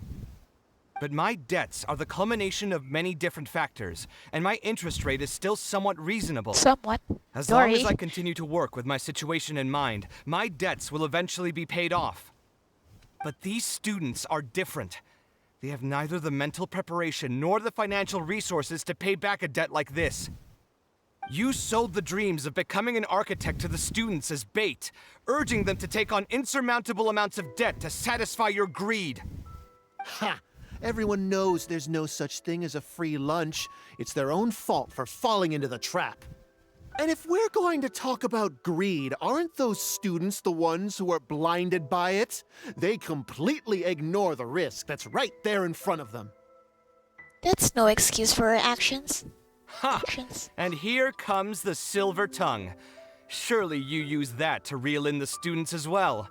Even now, many of them are still hopelessly dreaming of striking gold after they graduate. People grow by learning from their mistakes. I hope this will be a valuable lesson to them. Let's head back to the academia and turn this guy over to the Matra. They should be able to link him with Alkami's business. So we're just... Oh, we're bringing him. I forgot the pronunciation. But yeah, we brought the guy to the academia. Are we gonna have any evidence, though? Sino? Didn't think I would run into you here. I was just talking about... My vacation just ended not too long ago, so I'm going over some cases at the academia. Who's this? Describe everything that's happened to Sino. I see. Charging an interest rate over 30% indeed constitutes a crime. Okay, see. Oh yeah, we had the contract. As it is highly likely that Alkami is also benefiting from this scheme, the Matra will open an investigation on him as well. The training center will be closed until further notice. Any funds we manage to recover from the suspects will be returned to the students. It's unclear how much we'll be able to get back, however, given their extravagant spending. That should still be enough. Once the students realize the error of their ways, they won't fall so easily for such traps in the future. Anyway, thank you for your help. I hope this won't be too much trouble for you. It's no trouble. Just another day at work. How did you two get tangled up in this anyway? Okami tried to hire Kaveh as one of his instructors. Did you accept any mora from him? He promised to pay me 300,000 mora per lecture, but I resigned as soon as I finished the first session. I didn't take a single coin. Ah, that's good. What do you mean, that's good? Would you have taken me into custody as well if I had actually accepted any mora? Obviously. I wouldn't have gone that far. But, had he insisted that you were also an active participant in his schemes, under our rules, we would have been required to open an investigation on you as well. Either way, though, I believe you are innocent in all of this. Had you actually been alright with making money through less than noble means, your life wouldn't be the mess it currently is. Hey, what was that? What do you mean my life is a mess? Never mind. Your life is fine. Your life is fine. You're just messing with me now, aren't you? Let's get back to business. If Alkami's case can be successfully resolved, you'll be eligible for a monetary reward from the academia. Don't forget to pick it up after the fact. Now will he actually accept it? Huh. I didn't even know there was such a thing. I never would have guessed. What I'm trying to say is that we didn't report Alkami because we thought we could make some more off of it. The reward will be given regardless of your personal motivations. It was implemented with the intent of encouraging people to supply tips to the Matra. I see. Fine. Is there anything else? I want to go back to the training center one more time and talk to some of the kids. Sure, but you should wait until tomorrow. My subordinates will shut down the center today, and summon the students to gather information on the total amount of mora they've lost in the scam. All right, then I'll stay out of their way. I can talk to the kids tomorrow. I have a few other things to take care of, so I'll be off for now. If you want to follow up on this case, just come find me again. Or ask one of the Matra. That should finally be the end of that. Oh, who would have thought it would turn out like this? All I wanted was to find a new gig and earn some mora. To think Alkami would sink this low, it still makes me really upset. Still, I think I feel a little better now than when you found me back at the tavern. Oh? How so? It's a little ironic, but you could say it's because I've realized that there are many circumstances in the world that are even worse than my own. Now that I've seen such things firsthand, I suppose I've earned a new sense of appreciation for my life. How should I put it? I'm pretty stubborn when it comes to my profession, so I often argue with my clients. The arguments are usually extremely frustrating, and every once in a while I'd wonder if I only became an architect because fate wanted me to pay for some sins I'd committed in a previous life. Alkami's suggestion would have allowed me to quit my life as an architect and earn money solely from my reputation. But now that I've experienced that for myself, I can confidently say that I'd never want to do it again. And that's why he thinks you're too rigid when it comes to making mora. Every scholar has their own sense of pride and a line that they don't like to cross. Of course, when faced with the vicissitudes of life, some will surrender these things to seek a more comfortable life. I can understand that. Just speaking for myself, though, I don't think that's something I'd ever be able to do. The voice in my heart would just keep repeating one thing. The moment I turn away from my dreams would be the moment my career ends. If I stopped devoting everything to my creative activities, I'd be able to lead a more comfortable life, but at the same time, my sense of intuition and understanding for the arts would also begin to degrade. At that point, any materialistic ease I may have gained in life would just become another form of torment. In comparison, my current life comes with its share of difficulties, but at least I'd never have to deal with that kind of existential reckoning. It's good to stay true to yourself. I appreciate it. You may call me conceited for this, but I would also like to think I'm talented enough to be able to lead a decent life without compromising my pride. It's certainly not easy, but I want to keep at it. I'll support you. My thanks again for being such a great help throughout all of this. I'm planning to pay another visit to those kids tomorrow. Want to come with me? Sure, I'll come. All right. I'll see you tomorrow then. Get some good rest. 3 hours.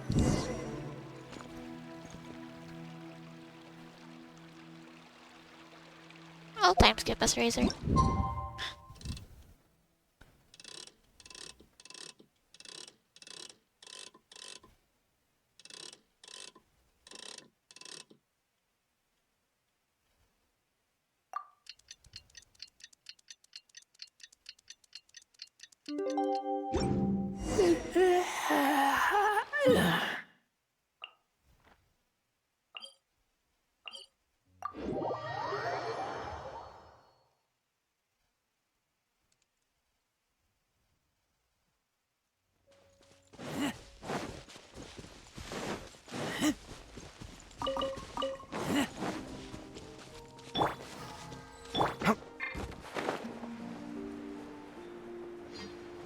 Should have used my thing.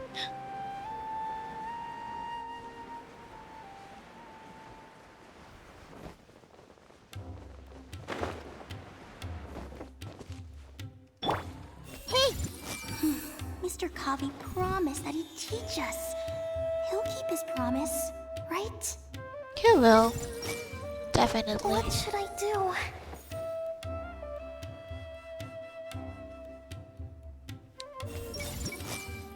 Shit. What should I do? Sorry. I see everything! After all those classes I took at the training center, what should I do now?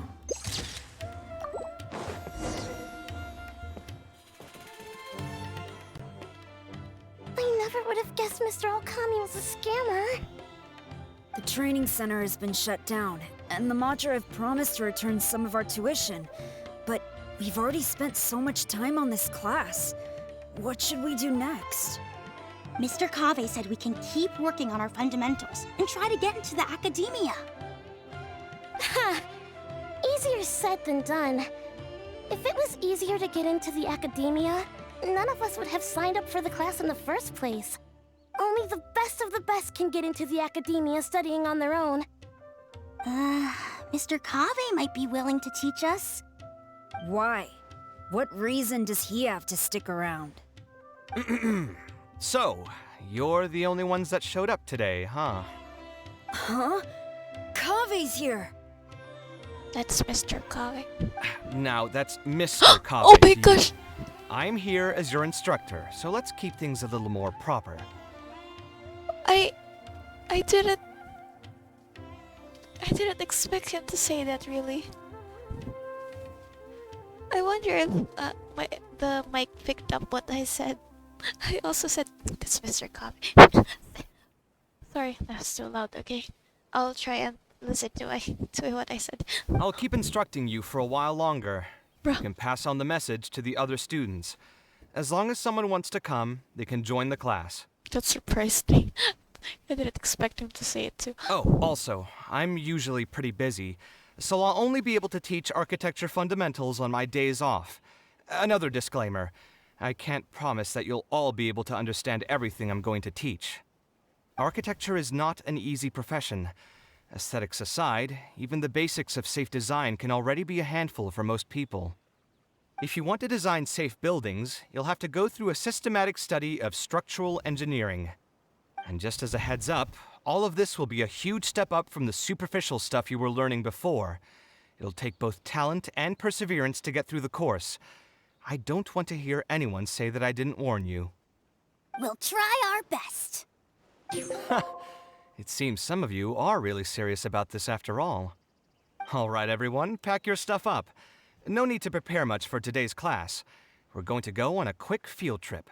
Where to? You'll know once we get there. Come on, let's get going. We'll be off once everyone's grabbed their pencils and sketch pads. Is this the ending? Never mind, it's more. Sheesh. Oh hey! This is the drawing he did. This place. The one he drew when he was like less than 5 years old. Da, da, da, da, da, da.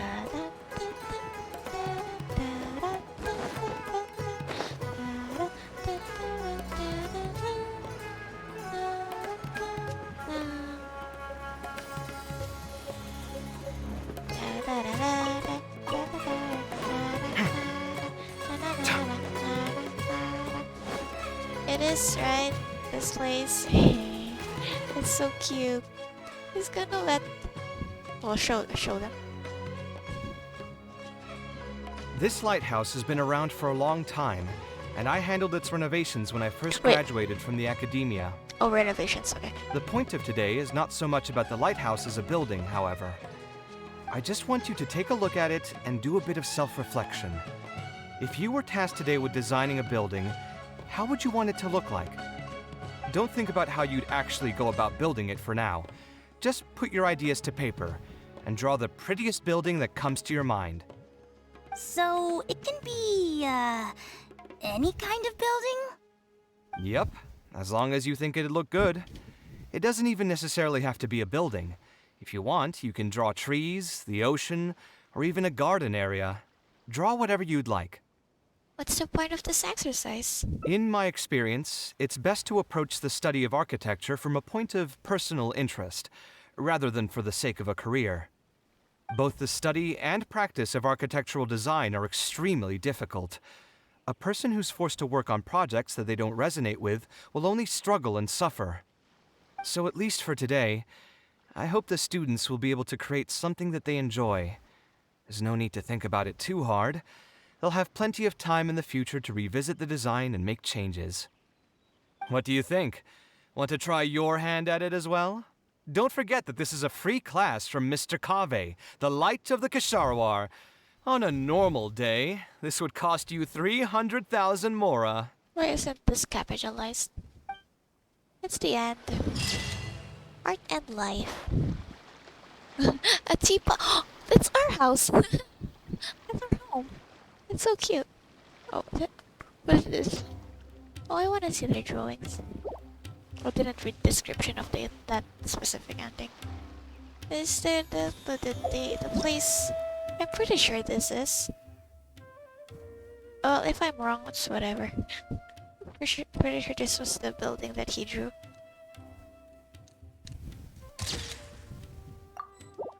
Okay, let's check the endings.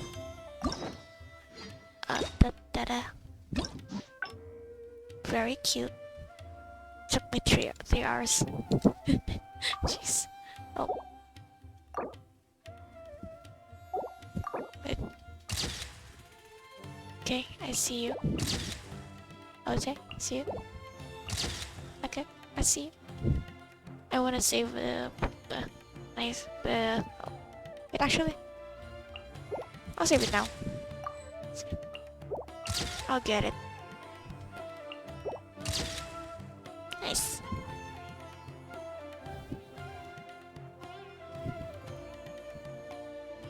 They do look like siblings, holy shit, okay.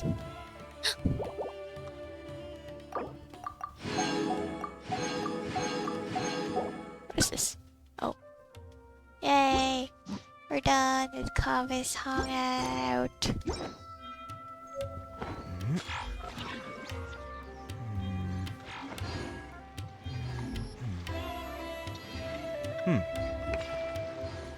I love his snapping motion. Well, I guess that's all. Should you say bye-bye? Or say bye-bye? Bye-bye. Okay, it's not built. Nope. Okay, it's 7.